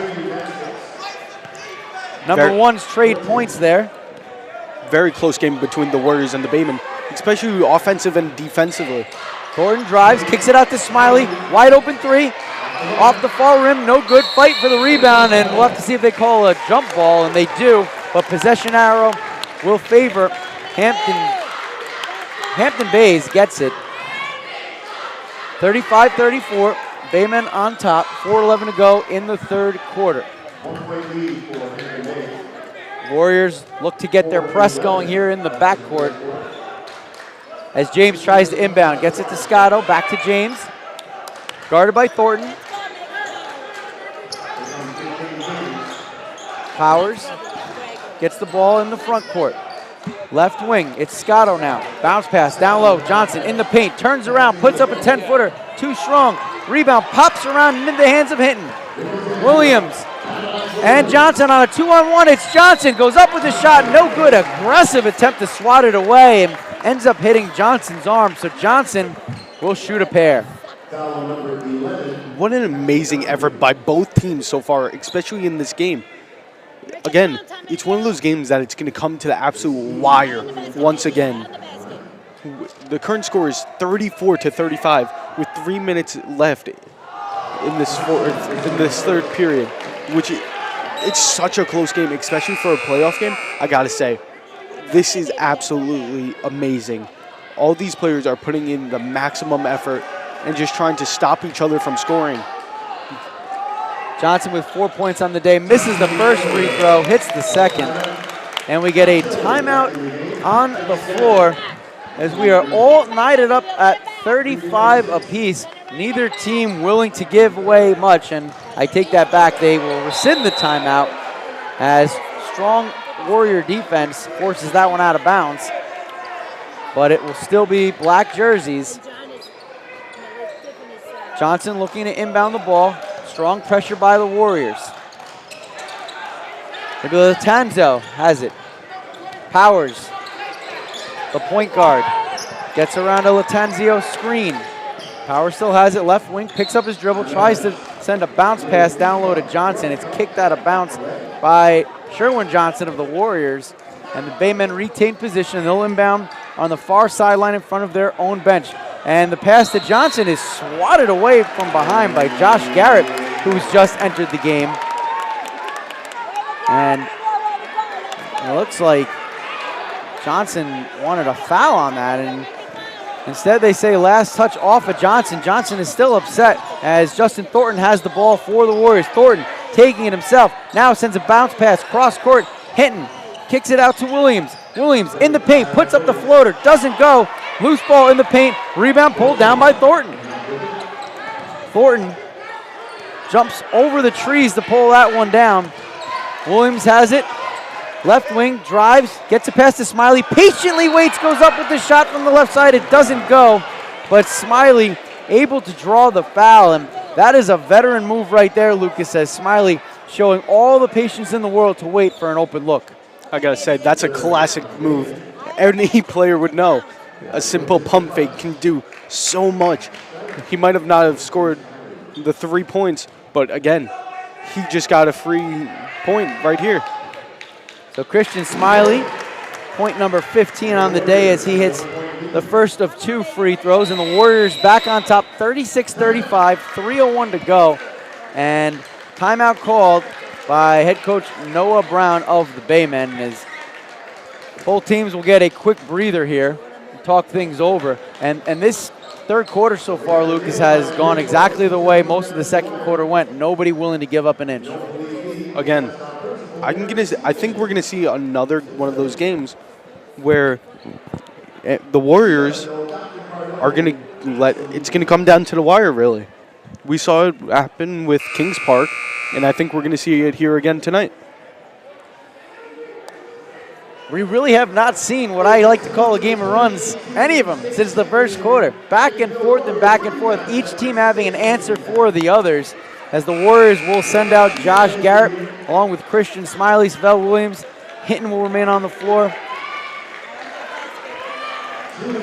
Not seeing a lot of substitutes. Neither team willing to go deep into their bench today. We did see Nick Brown and Jermaine Jackson come out for a little bit, but it's pretty much been a 7-man rotation for Coach Jack Agostino, and Hampton Bay's doing the same thing. You're really seeing only 7 players hitting the floor, but that's what you do when your season is on the line. Smiley able to hit both free throws, and the Warriors go back up by 2. It's 37-35, 3 minutes to go here in the third. Powers gets the ball into the front court, picks up his dribble in front of his own bench. It's Johnson. Johnson back to Powers. Powers fakes the pass, gets it to Scadio, puts up the long 3 and drills it. Gianni Scadio with another 3. And it's 38-37 as the Hampton Bays Baymen retake the lead. 2:34 to go in the third. Thornton has it, bottom of the circle. Williams now in front of his own bench. Plays catch with Thornton. Back to Williams. Williams, right wing, back to Thornton. Thornton tries to drive, finds Smiley, corner 3, drills it. Christian Smiley answers right back with the tray. 40-38, Warriors back on top. 2:12 to go in the third.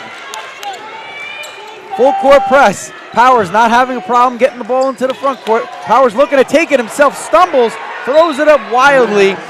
Good effort by James Powers, but that will go out of bounds. First turnover in several possessions for the Baymen, and the Warriors will get possession up by 2. 2:01 to go here in the third.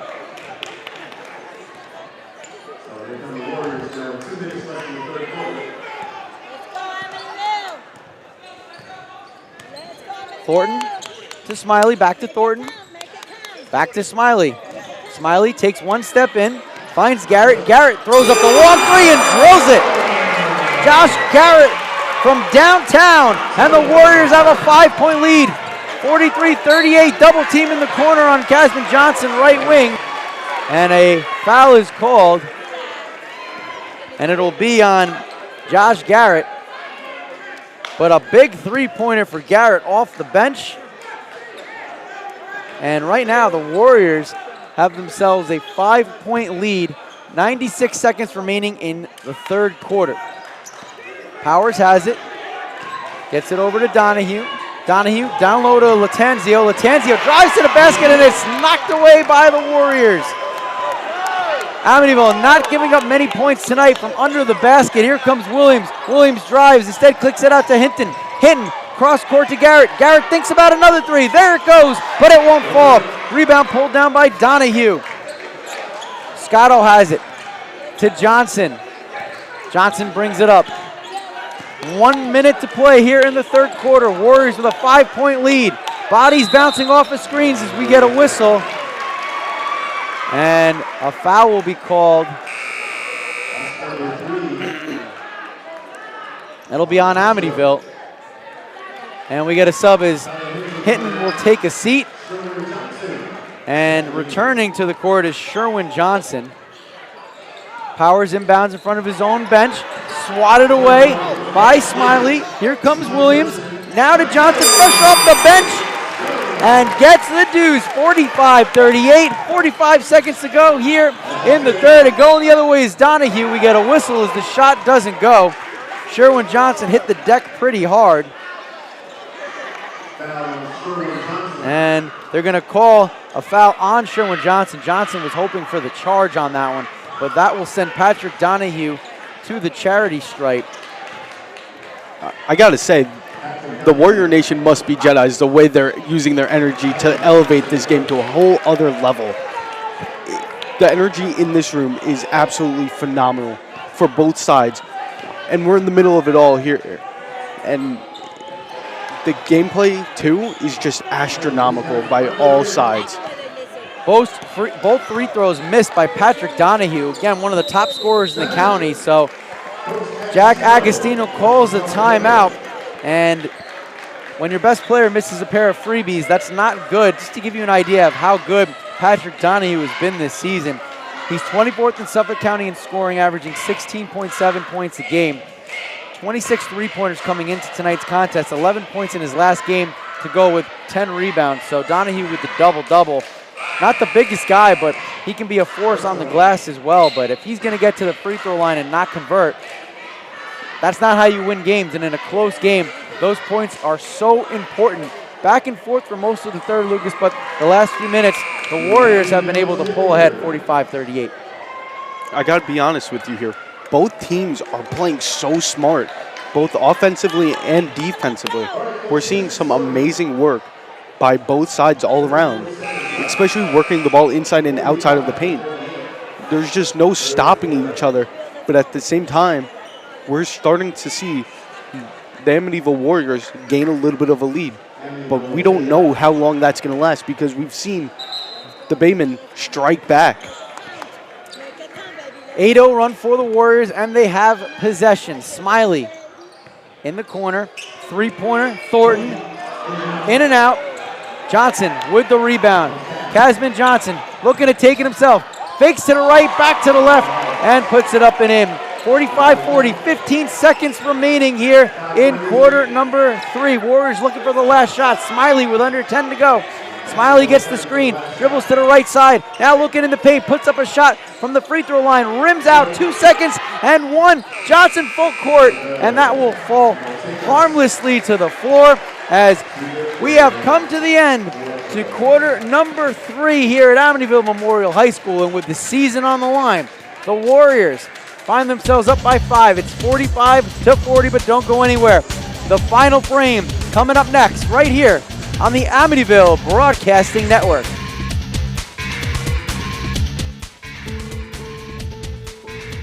We all make choices. When it comes to alcohol, kids make choices whether to drink or not. Bye, Dad. Bye-bye. Remember, I'm going to Alex's party tonight and sleeping over. Have fun. Hey, have a seat for a second. Remind me about that party again? Alex is just And adults make choices whether to talk about it. That's true of parents and every other trusted adult in a kid's life. Kids want to know our expectations when it comes to alcohol and other drugs. They want guidance and honest answers to their questions. And it makes a difference when the message is consistent and part of everyday conversations. So talk with your kids and help lead them on a positive path. Because when you talk... This is Justin Thornton, position small forward for the Amityville Warriors, and you're watching Warrior Basketball on the Amityville Broadcasting Network.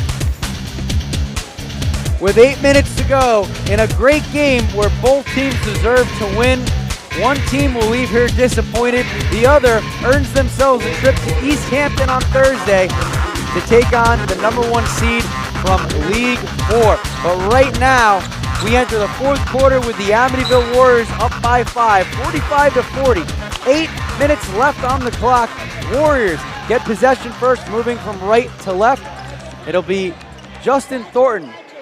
Garrett remains in the game, so does Williams, Smiley, and Johnson. Smiley, around the world to Garrett, down low, left low, blocks Johnson, back to the top of the key. Now the far corner for Williams, that doesn't go. Rebound out of bounds, and they're going to say possession Warriors.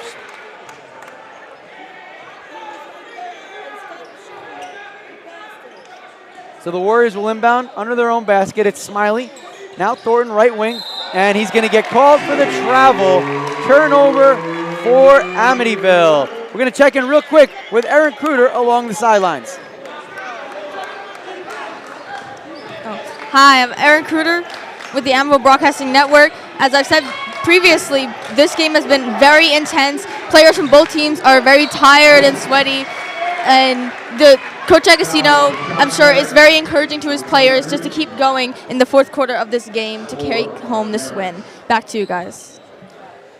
Thanks, Aaron. We got a whistle, and the Baymen will retain possession Matt Grice, Lucas Torres, Aaron Kruder. Fourth quarter of action here on the Amityville Broadcasting Network, and they're going to call a charge on Casman Johnson, Warrior basketball. And Casman Johnson looked like a running back trying to plow through the offensive line. I didn't know that we were playing bowling out here. Smiley going down like a pin.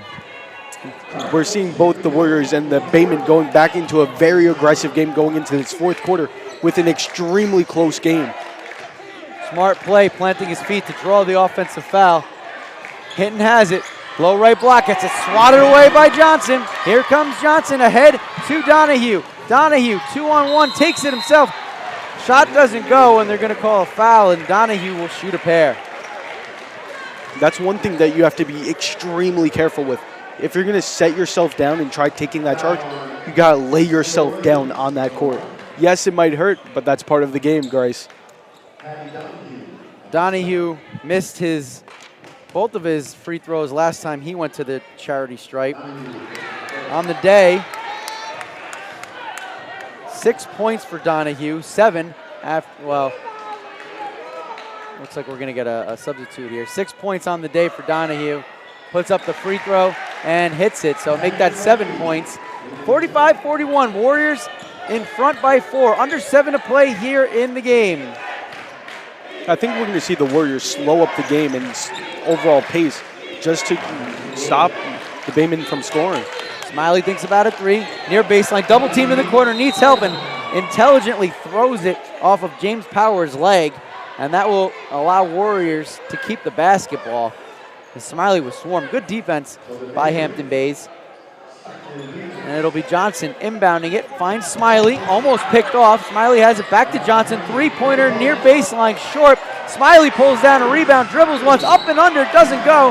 And we get a whistle and a foul as Smiley hits the deck. He has spent a lot of time on the floor. You see the effort today as he's laying it all out.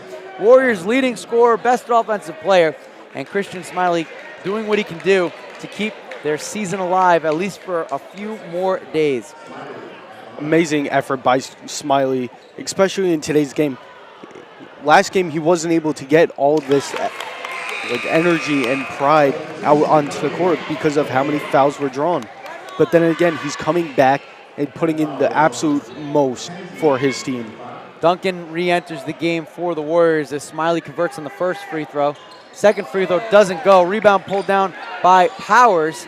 46-41, Warriors out in front. 6.5 left in the contest. It's Johnson, double team, far sideline. Now it's Powers.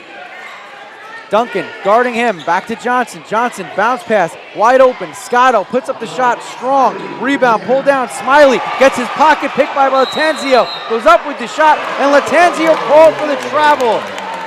Baymen can't capitalize on the opportunity, and Warriors get possession back. 46-41, 6:12 to go in the contest. It's looking like a dance floor on the court, the way some of the players are dancing around with the ball, I gotta say. But both teams are playing amazing. Williams has it. Hinton now, left wing. Cross-court pass right into the hands of Coach Jack Agostino. Turnover for the Warriors. One of the things you have to take note of, Coach Agostino very calm on the sidelines. I'm sure that demeanor gets passed along to his players, especially with the pressure of this situation. Johnson, guarded by Sherwin Johnson. Corner, three-pointer, in his face, short, air ball. Christian Smiley with the rebound. Sherwin Johnson not giving Casman Johnson an ounce of space as Savell Williams drives in the lane, kicks it out to Smiley. Smiley, uncontested 3, strong. Loose ball in the paint.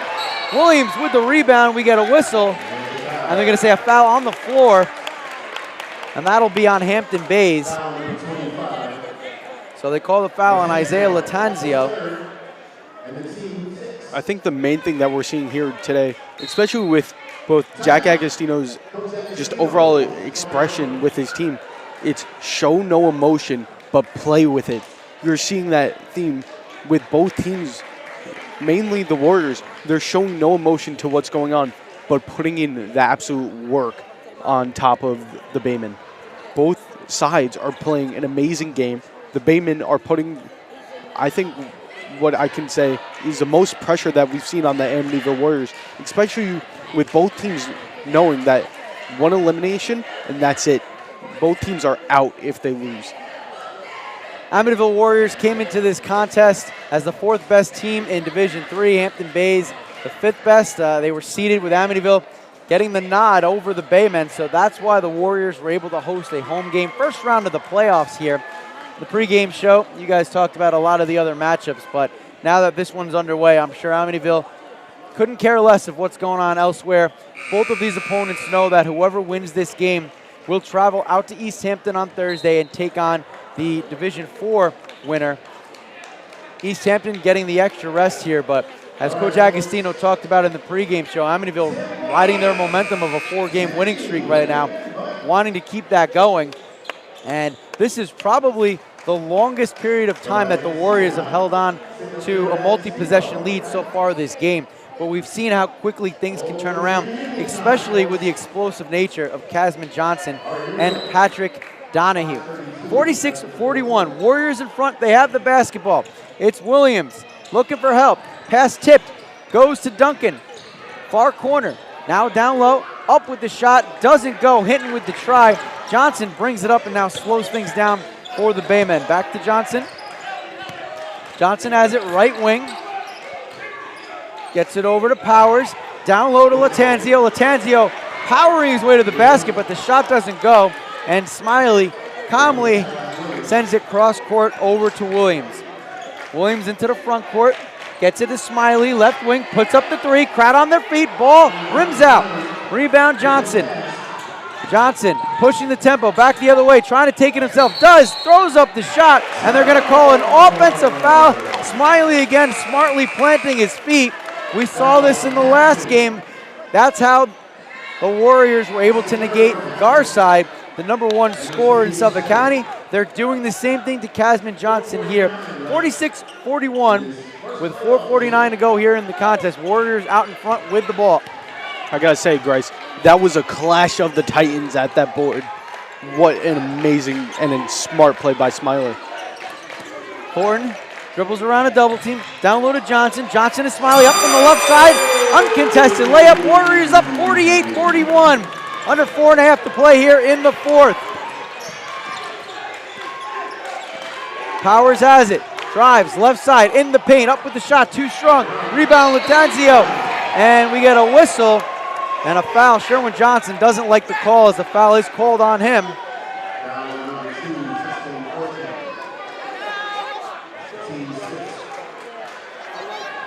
Justin Thornton heard his number called and he's confused, but the foul was on Sherwin Johnson, number 4. That will send Latanzio to the free throw line. Latanzio has been quiet today. His last game, 8 points, 9 rebounds. You see what he can do, but the Warriors have not allowed Latanzio to do anything on the offensive side of the glass or the defensive side as he hits the first free throw. Now we check in with the sideline reporter, Aaron Kruder. Hi, it's Aaron Kruder from the Amityville Broadcasting Network. It's in the last 5 minutes of the 4th quarter of tonight's game. Very intense. A lot of energy from the crowd. And during the recent timeout, Coach Agostino went over some offensive strategies with his players that they hope to incorporate into today's game. Back to you guys. Smiley has it, low blocks, turns around, 3-pointer from the corner, it's Williams. Off the front rim, no good. Smiley in the paint with a rebound. Now it's Johnson, tries to throw it up and underneath. Knocked away by Casman Johnson. We get a whistle as Hampton Bays traveling up the court, and they're going to call a foul on Amityville. Josh Garrett doesn't like it. Christian Smiley, as the captain, goes over and gets him to calm down. Very upset about the call as Coach Agostino smartly gets him out of the game. And checking into the game in his place will be Tyler Hinton. And the officials might have sent Josh Garrett to the locker room. We saw JV coach Billy Kretz kind of chase after him there, so hopefully he's okay. But again, Agostino calmly makes the substitution, Hinton back in the game. The senior got to start this contest today. You hear the crowd behind us and in front of us. They are into it. There's the free throw by Scotto. It doesn't go, but Scotto gets his own rebound. Johnson for 3. Strong. Rebound, Donahue. He goes up with a floater and hits. 48-44, 3:41 to go in the 4th quarter. Thornton slowing things down for the Warriors. Hinton has it. Kicks it back out to Williams. Thinks about the long three. Instead, dribbles to the free throw line. Almost has the ball knocked away. Still has it. Finds Hinton. Right wing. Picks up his dribble. Smiley over to Thornton. 9 seconds on the shot clock. Back to Smiley. Tries to get a pass down low to Hinton. It's tipped out of bounds. Warriors will retain possession, but only 6 seconds left on the shot clock. 3:11 to go here in the fourth. Warriors clinging to a 4-point lead. The Warriors. Johnson inbounding under his own basket. It's Smiley. 4 seconds on the shot clock. Smiley cross to Williams. 2 seconds and one. Up with the shot and hits it as the shot clock expires. 50-44. 3 minutes left. Numbers the other way now. Donahue answers right back with a 2 of his own. Both teams putting the pressure on each other. This is going to come down to the wire, especially with 2 minutes and 50 seconds left. 50-46, 2:45 to go. Hinton to Williams. Williams drives to the lane. Doesn't go. They call a foul as bodies hit the floor.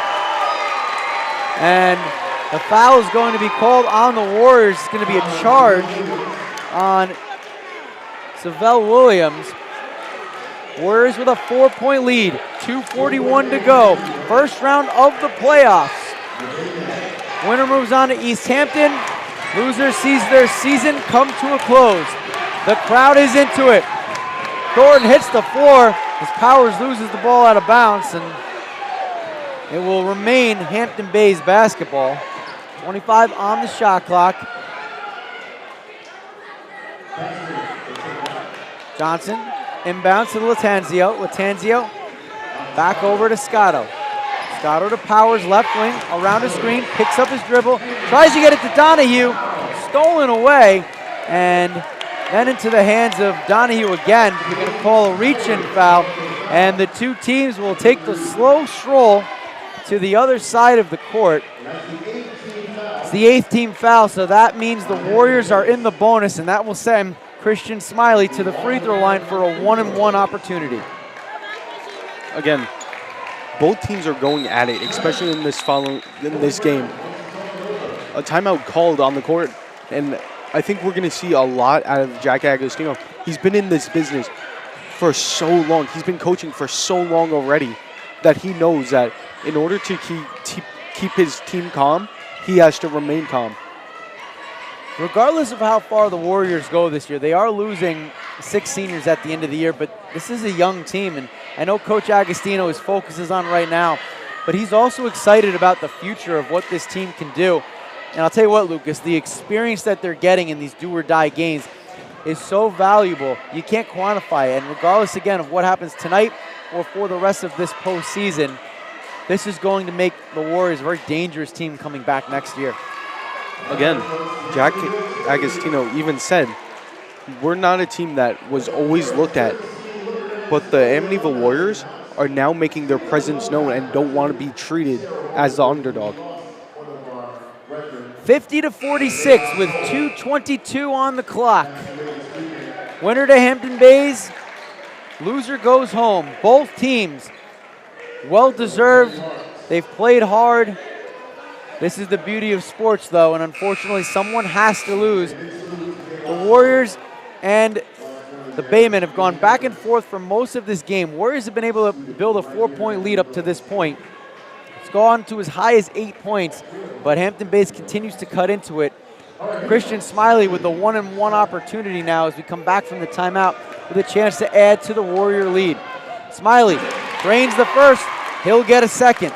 It's now 51-46.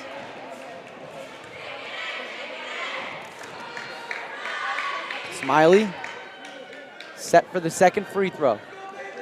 Puts it up. Doesn't go. Rebound loose. Pulled down by Casman Johnson. He needs some help. He's able to find his point guard. It's Powers. Powers guarded by Thornton. Tipped away by Thornton. Powers hits the floor. And they're going to call a reach-in, it looks like, on Thornton. And that's what it is. Jack Agostino talking it over with Thornton real quick, trying to keep him calm. And that will send James Powers to the free throw line as Hampton Bays in the bonus. 1-on-1 opportunity for Powers, who's played a good game. Last game, 17 points, 5 assists. So this team has a lot of offensive options, and Powers drains the first, and he'll get an opportunity for a second. Again, we're seeing a lot of professionalism from Jack Agostino, trying to keep his players and everyone calm within the team, trying to secure in their heads that they can win this game. But again, it's one of those games that can go either way. Powers calmly hits a pair. It's now 51-48, approaching the 2-minute mark of the fourth quarter. Warriors have the ball. It's Williams. Williams has it right side, gets it to the left side. It's Thornton. Back to Williams. Williams finds Smiley, plays catch, gets the ball back. Williams puts up a 15-footer, doesn't go. Rebound, put back, doesn't go for Johnson. Baseball pass, Donahue wide open up with the right hand and puts it in. 51-50, Warriors lead cut down to 1 with 100 seconds remaining in the game. Thornton slowing things down, picks up his dribble, looking for help, finds Williams, right wing. 51-50, Warriors in front, elimination game. Thornton to Williams, Williams has it, dribbles to the bottom of the circle, and we get a timeout called. I'll tell you what, Noah Brown is fired up right now on his team's ability to come back, and I'm sure Coach Agostino simply wants to keep his players calm.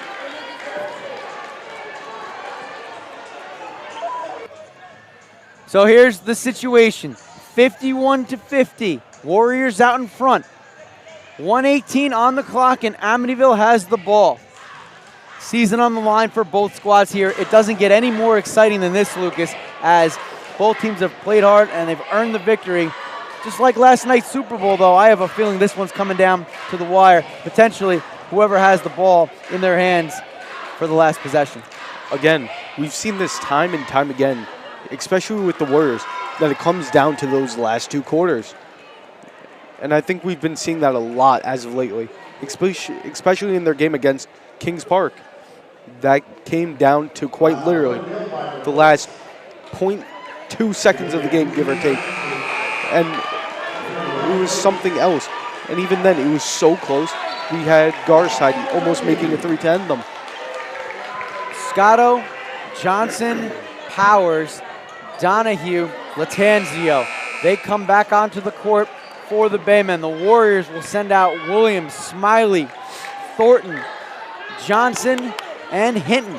Starters on both teams are here. I'm going to assume they will see it through to the end. Warriors up by 1 with the ball. 1:17 to go in the contest. Everything on the line now for both teams. Williams has it to Smiley. Down low, Hinton.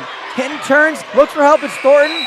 Goes up with the shot, and they're going to call a shot clock violation. Amityville wasn't aware it was that low. I have to be honest, I didn't realize it either.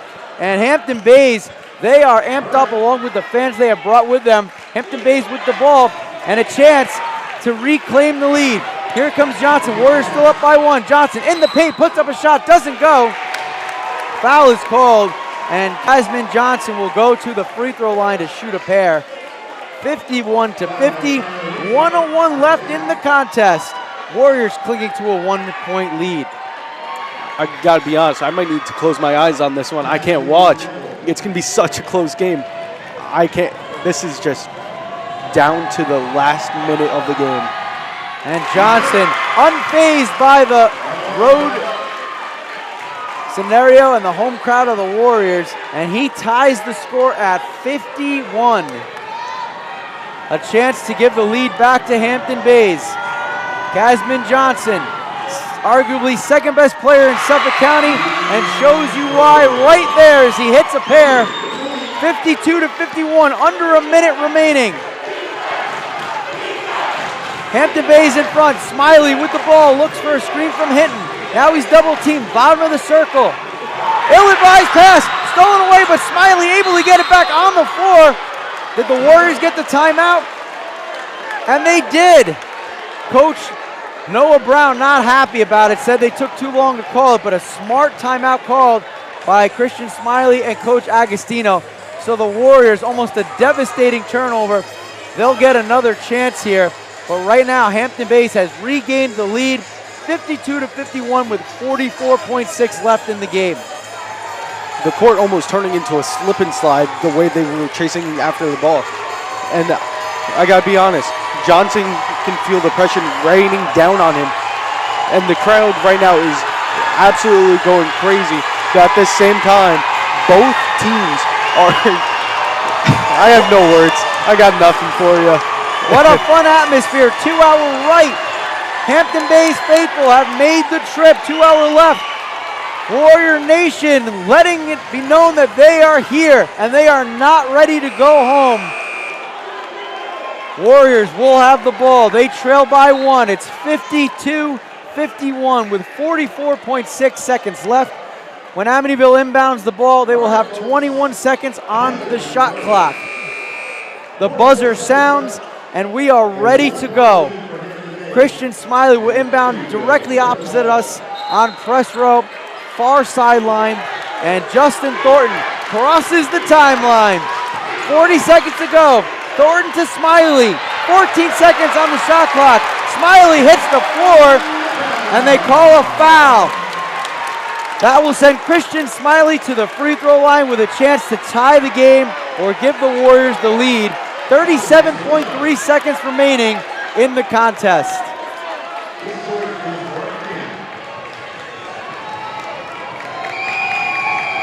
The crowd getting wild here at the Fred Williams Memorial Gym. And Christian Smiley hits the first free throw. He'll get another. That ends a 6-0 Hampton Bays run and ties this one at 52. Was there any other way that this game could come down to the wire? And Coach Brown wants to talk it over. It's going to come down to sink or swim for both teams. What a tie. It comes down to the last 40 seconds of the game. What a matchup, guys. This is an amazing game. Both sides, their energy is absolutely levitating this game right now. Mac Rice, Lucas Torres, Aaron Kruder, live on the Amityville Broadcasting Network. Here's the situation. 37.3 seconds left. Christian Smiley at the charity stripe. And we are all tied up. Winner goes to East Hampton.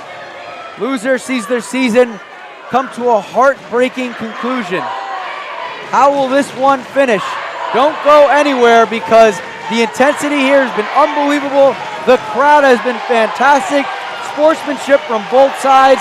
The two sides of the crowd having fun as the Warriors getting their crowd to get excited. You see guys on the Amityville bench waving their arms in anticipation. The gym is rocking. The buzzer sounds, and Hampton Bays comes back out onto the court. They're quickly followed by 5 white jerseys, one of them being number 24, Christian Smiley, looking to complete the 1-and-1 and give the Warriors the lead with 37.3 seconds remaining. But right now we are all tied up. One of the most important free throws at this point of Christian Smiley's career. You hear the crowd. There's the free throw, and Christian Smiley delivers. Warriors back in front, 53-52. 2-second difference in shot clock and game clock. Christian Smiley picks off the pass. Warriors have an opportunity to add to their lead, and a smart play by Powers committing the foul. And that will send Amityville back to the free throw line as the clock stands still with 32 seconds remaining. Warriors with a 53-52 lead, and you can turn that shot clock off. It's all coming down to who's going to be left with the ball in their hands. Justin Thornton goes to the free throw line. Is that an earthquake or is that just the crowd? Honestly, I can't tell anymore. The crowd is so split down here. Double bonus, so the Warriors get 2 freebies every time a foul is committed, but Thornton cannot convert on the first free throw. A huge miss. Let's see if he can get the Warriors back up by 2. It's 53-52, Amityville in front, 32 seconds left. Second free throw, perfect. Justin Thornton. Pressure from the Warriors. Warriors up by 2, shot clock turned off, 30 seconds left. It's Johnson. Johnson puts up the shot, and he's fouled on the play. Hampton Bays crowd love it. The Warriors fans not happy with the call. We'll have to see now. Was that a three-pointer? As Latanzo is asking, and it looks like they're going to say he was beyond the arc. Casman Johnson, he gets to go to the free throw line with a chance to give the lead back to Hampton Bays. 26.3 seconds remaining on the clock, and Johnson has a chance to shoot three. He has been perfect today from the free throw line. First shot is up and off the back of the rim, no good. Warriors still out in front, 54 to 52, 26.3 on the clock. Johnson takes a deep breath. He'll still have 2 tries. What an amazing game here with the crowd. Second free throw, rims around and falls. Warriors still up 54 to 53. Johnson with a chance to tie this one. Crowd going crazy. Johnson, the free throw. Doesn't go. Loose ball, rebound pulled down by Latanzio. He can't make it. Smiley with the rebound. And Christian Smiley draws the foul, and he'll get to take the walk to the other side. Christian Smiley will get 2 as the Warriors are in the double bonus. 54-53, Amityville out in front with 22.3 seconds remaining. And you can expect to see the foul game being played down the stretch here. This is how you want it. The best players from both teams. The ball's going to be in their hands. The game's going to be in their hands. Casman Johnson, he only went 1 for 3 from the free throw line when he was perfect for the rest of the game. Christian Smiley has been stellar. Let's see if Christian Smiley can convert. Coach Agostino wants to talk things over real quick. Again, if I gotta be honest, this game was a clash of the Titans between Christian Smiley and Casman Johnson. What an amazing game. We have 22.3 seconds left. Amityville 54. The Hampton Baymen 53. What an astronomically close game. 1 point makes or break this. Coach Agostino said his last 4 games were essentially all must-wins for the Warriors to first get into the playoffs and then improve their seeding from 14 up to 7. He said his team was conditioned to come in here with that mindset. Will they be able to take the experience from the last 4 games and hold on for the win? They currently lead by 1, 22.3 left. Christian Smiley with the first of 2, and Smiley once again comes through in the clutch. Warriors back up by 2, 55 to 53. And we get a whistle and another timeout, this time from Coach Noah Brown. I'm sure Coach Brown wants to talk over what do you do if Christian Smiley misses the second free throw? What do you do if you don't get the rebound? Do you foul again? What do you do if you get the rebound? There's only 22 seconds left in this game. Shot clock is no longer a factor. And Hampton Bays, they're going to have to score to try to at least tie or potentially take the lead, but that's all going to depend on if Christian Smiley can convert on this final free throw. Just remember, folks, it's a one-loss elimination game, meaning you're one and done. If you lose this game tonight, you're not moving on, which I think that pressure is on every single player here. Even the fans in the crowd know it, that they want the next round. They want to be facing East Hampton. We'll just need to see what happens in the next 22 seconds. Give you a quick recap here. Amityville got off to a fast start in this game. Hampton Bays came back, but then the Warriors went on a 7-0 run, spreading the ball around. 4 different people contributing to that run for the Warriors, but then Hampton Bays a 6-0 run of their own. We entered the second quarter. Game pretty close. Warriors were able to pull out in front. It stayed that way pretty much until the end of the second quarter, when Hampton Bays was able to march back with a couple runs of their own. And Hampton Bays ended up going into the half with a 29-28 lead, and it has been tight ever since. In the third quarter, the Warriors found themselves with their biggest run of the game. It was an 6-0 run led by Christian Smiley and Josh Garrett.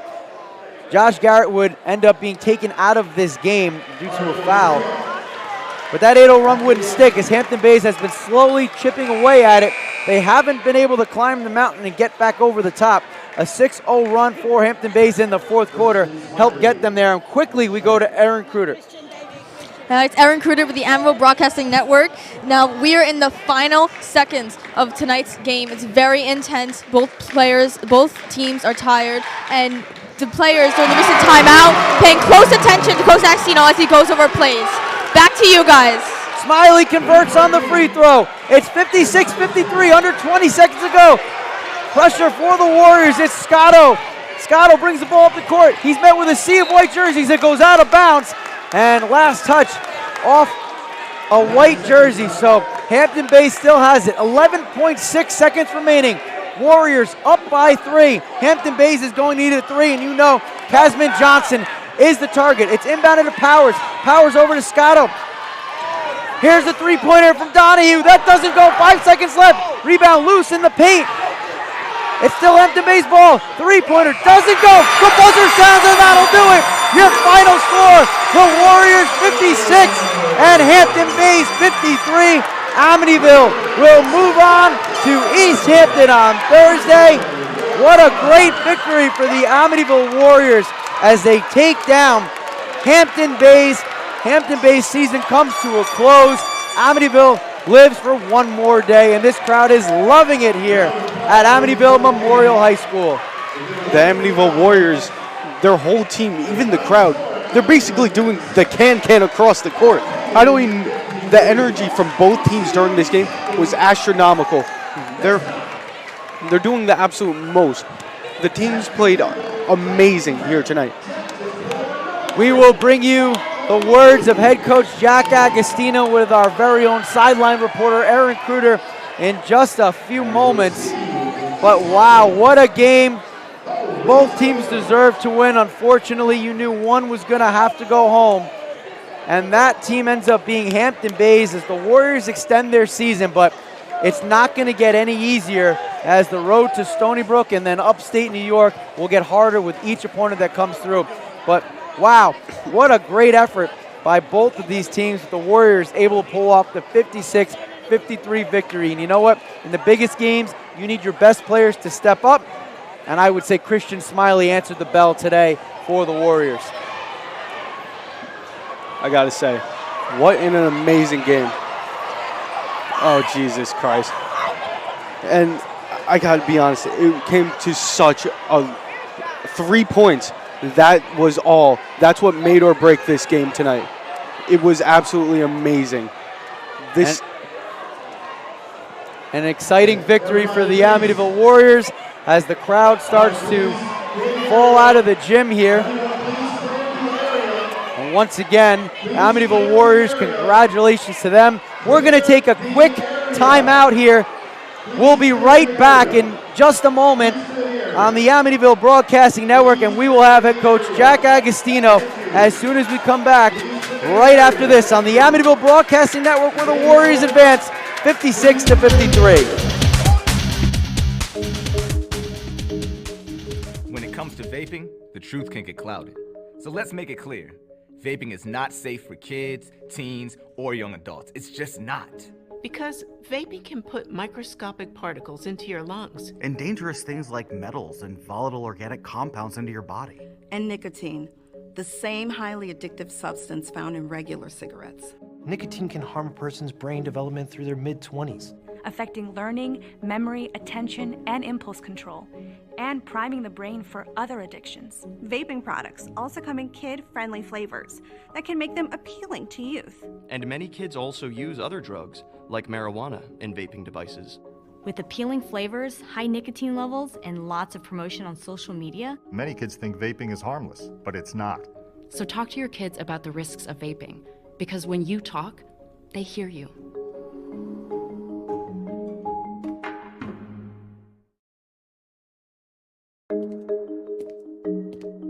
When it comes to vaping, the truth can get clouded. So let's make it clear. Vaping is not safe for kids, teens, or young adults. It's just not. Because vaping can put microscopic particles into your lungs. And dangerous things like metals and volatile organic compounds into your body. And nicotine, the same highly addictive substance found in regular cigarettes. Nicotine can harm a person's brain development through their mid-20s, affecting learning, memory, attention, and impulse control, and priming the brain for other addictions. Vaping products also come in kid-friendly flavors that can make them appealing to youth. And many kids also use other drugs, like marijuana, in vaping devices. With appealing flavors, high nicotine levels, and lots of promotion on social media, Many kids think vaping is harmless, but it's not. So talk to your kids about the risks of vaping, because when you talk, they hear you. Agostino, the head basketball coach for the Amityville Warriors, and you're watching Warrior Basketball on the Amityville Basketball Network. And welcome back to Amityville Memorial High School, the Fred Williams Memorial Gymnasium, as the Amityville Warriors get the victory 56-53 against the Hampton Bays Baymen, and good for him. But in the meantime, what a great victory for the Amityville Warriors. We now bring on for the post-game show Aiden Fonsetto, joined by Lucas Torres, Aaron Kruder, again looking for Coach Agostino. I'm Matt Grice, and thank you so much for spending your Monday evening here with us on the Amityville Broadcasting Network. Guys, you could not have asked for a more exciting contest than tonight's game. I gotta say, what an amazing game. These players for both teams, astronomical. I don't even, like, this whole game was back to back to back. Both teams' backs were up against the wall, especially when it came down to the final seconds. We saw the same thing happen with Kings Park. But guess what? The Amityvilles took the win yet again. That was an amazing game. It was breathtaking. Like, you don't even have the words to say it. It's such a close game. Came down to the wire once again. The whole team played their hearts out, both teams. It was crazy. I gotta be honest. That has to be one of the best games that the Amityville Broadcasting Network has covered. What a game. Both sides played so great, especially the Baymen's defense. We usually see the Warriors strike hard and fast, especially in the first and second quarter, and even up into the third and fourth. But even then, the Baymen kept them at ease.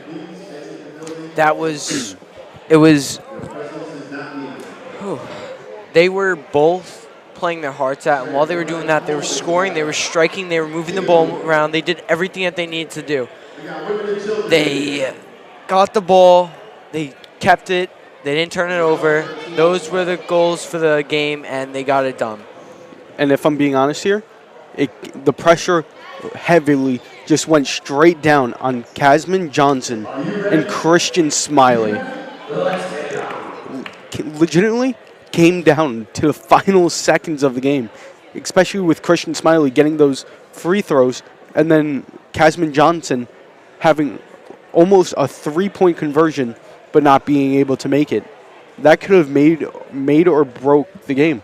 Like, I'm sorry, but I don't even have the words for it. What an amazing game. It certainly was, and once again, if you're just tuning in, you missed one heck of a show as the Warriors get the 56-53 victory over Hampton Bays. Amityville will go on to face East Hampton, and they will do it this Thursday, so a short turnaround for the Warriors. But Amityville continues to ride the momentum of a great finish to the regular season, including the cherry on top, defeating Kings Park. Undefeated to any other team in Division III, but the Warriors took them out twice this year. In just a few moments, we will hear from head coach Jack Agostino, get his thoughts on the victory today for the Warriors. But as you guys were saying, Christian Smiley, great job. We got to see Casman Johnson and how good he was, and congratulations to him and his team as well. But in the end, the Warrior defense was a little better. Their tenacity on the glass was fantastic, giving them multiple second chance opportunities. But now, looks like we are just about set to head over to Erin Kruder, our sideline reporter who has done an awesome job today. She's standing by with head coach Jack Agostino after the Warriors' 56-53 win. All right. Hi, I'm Erin Cruder with the Amityville Broadcasting Network. Now, this is a very intense, close win for you. So how crucial were the timeouts and talking over the players in the last minute of the game? Well, I got to give our team a lot of respect and admiration because they really focused. When the game got really tight, I saw their eyes. They were really looking at me and really trying to concentrate as much as possible. So I think that's what really pulled it out at the end. And to what magnitude do you think the players' attitude affects the game in the long run? Oh, it's everything. If you have the right mentality, you're going to grind out a good win. If you lose your mind, you're going to get some technical fouls or some fouls and hurt the team. So I thought we did a great job keeping our composure and really grinded out the win. I agree. So congratulations on this win. Back to you guys. All right, thank you. Thanks, Aaron. Thanks, Coach Agostino. Congratulations to your whole squad as you can celebrate this one tonight. But again, short turnaround, and it's off to East Hampton on Thursday. Again, astronomical game. And we even saw that Jack Agostino and his whole team was able to keep their composure throughout that game. Even when it came down to the thinnest thread of the wire. Wow, just amazing coaches, team, and everything. Both players did absolutely amazing. So the Warriors come through with a 56-53 victory, and now we officially start our post-game show on the Amityville Broadcasting Network, and I turn it over to Lucas Torres and Aiden Fonseca. What a game. There's so many words you can use to describe it, but heart. Everyone used their heart out. It was amazing. Especially with the Baymen, their whole team was absolutely amazing. I got to be honest. This was by far one of the most even fights that I've ever seen. Yeah, it was so close. It was to the wire. Just like Kings Park game, it was all close. It was between Kazim Johnson and Justin Thornton and Sherwin Johnson. They all did amazing, but I think we got to give MVP to Christian Smiley. I got to give credit where credit's due. Both teams they learned and developed like it was nothing. They kept on just counteracting each other again and again. What an amazing game. And honestly, we all know Grice always says it's a game of runs. You didn't get a chance to even get a run really in this game. The longest run we had was, I think, if I'm correct, a run of 8 by Amityville. And that was the longest run we had throughout all 4 quarters. Nothing even came close to that. It was just back to back, firing back at each other relentlessly. What an amazing game. It was amazing. The 8-0 run, they all put all their effort into it. All the practice they had 6 a.m. morning practices, everything proved them to this moment. I gotta say, we spoke to Jack Agostino before the game, and he even said these 4 games that he played prior to this one, he went into that playoff mindset, and so that allowed him to just do so much better. And the final score, again, 56-53. The next game that will be played by the Amityville Warriors is Thursday, 5 p.m. at East Hampton. Again, what an amazing game. East Hampton is going to be an opponent that the Warriors are going to face off and show the fury of the Warriors, if I got to be honest. They're going to put the pressure on them. And the Warriors know that they might be the underdogs, but they're here to show it. 100%. The underdogs isn't even the right word to describe it. No one believed in them, and then they proved that they had what it takes to beat Hamptons, and now they're going for East Hamptons. The Amityville Warriors want to make a name for themselves to tell everyone in this league that they are that team. They do not care what means they have to go through. They want to make a name for themselves. And the Baymen, again, played an excellent game. I've never seen a team play such good defense and offense against the Warriors. The Warriors were at a stalemate last game against Kings Park, But I think even more so now, they are just learning from these past games, and they're going to learn how to get past heavy defense and offense. Yeah, 100%. They worked their butts off. They had good defense. They had good offense. They had everything they needed to succeed, and that's exactly what they did. I think that's the main theme that we're going to see throughout these games. The Amityville Warriors want that one and want everything to do with it.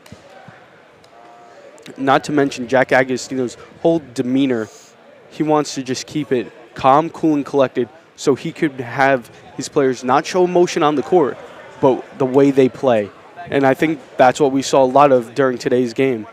It was absolutely amazing, especially with the coaching, again, by head coach Jack Agostino. He did an amazing job keeping himself calm, cool, and collected in these final minutes of the game. They used all the keys they needed to win that game. They used ball movement. They used the defense. Their defense, impeccable. It was amazing. Again, the final score was 56-53, an extremely close game, an amazing game, especially between the Amityville Warriors and the Hampton Baymen. Thursday, 5 p.m. at East Hampton, the Amityville Warriors will face off. This was the Amityville Broadcasting Network. Have a good night.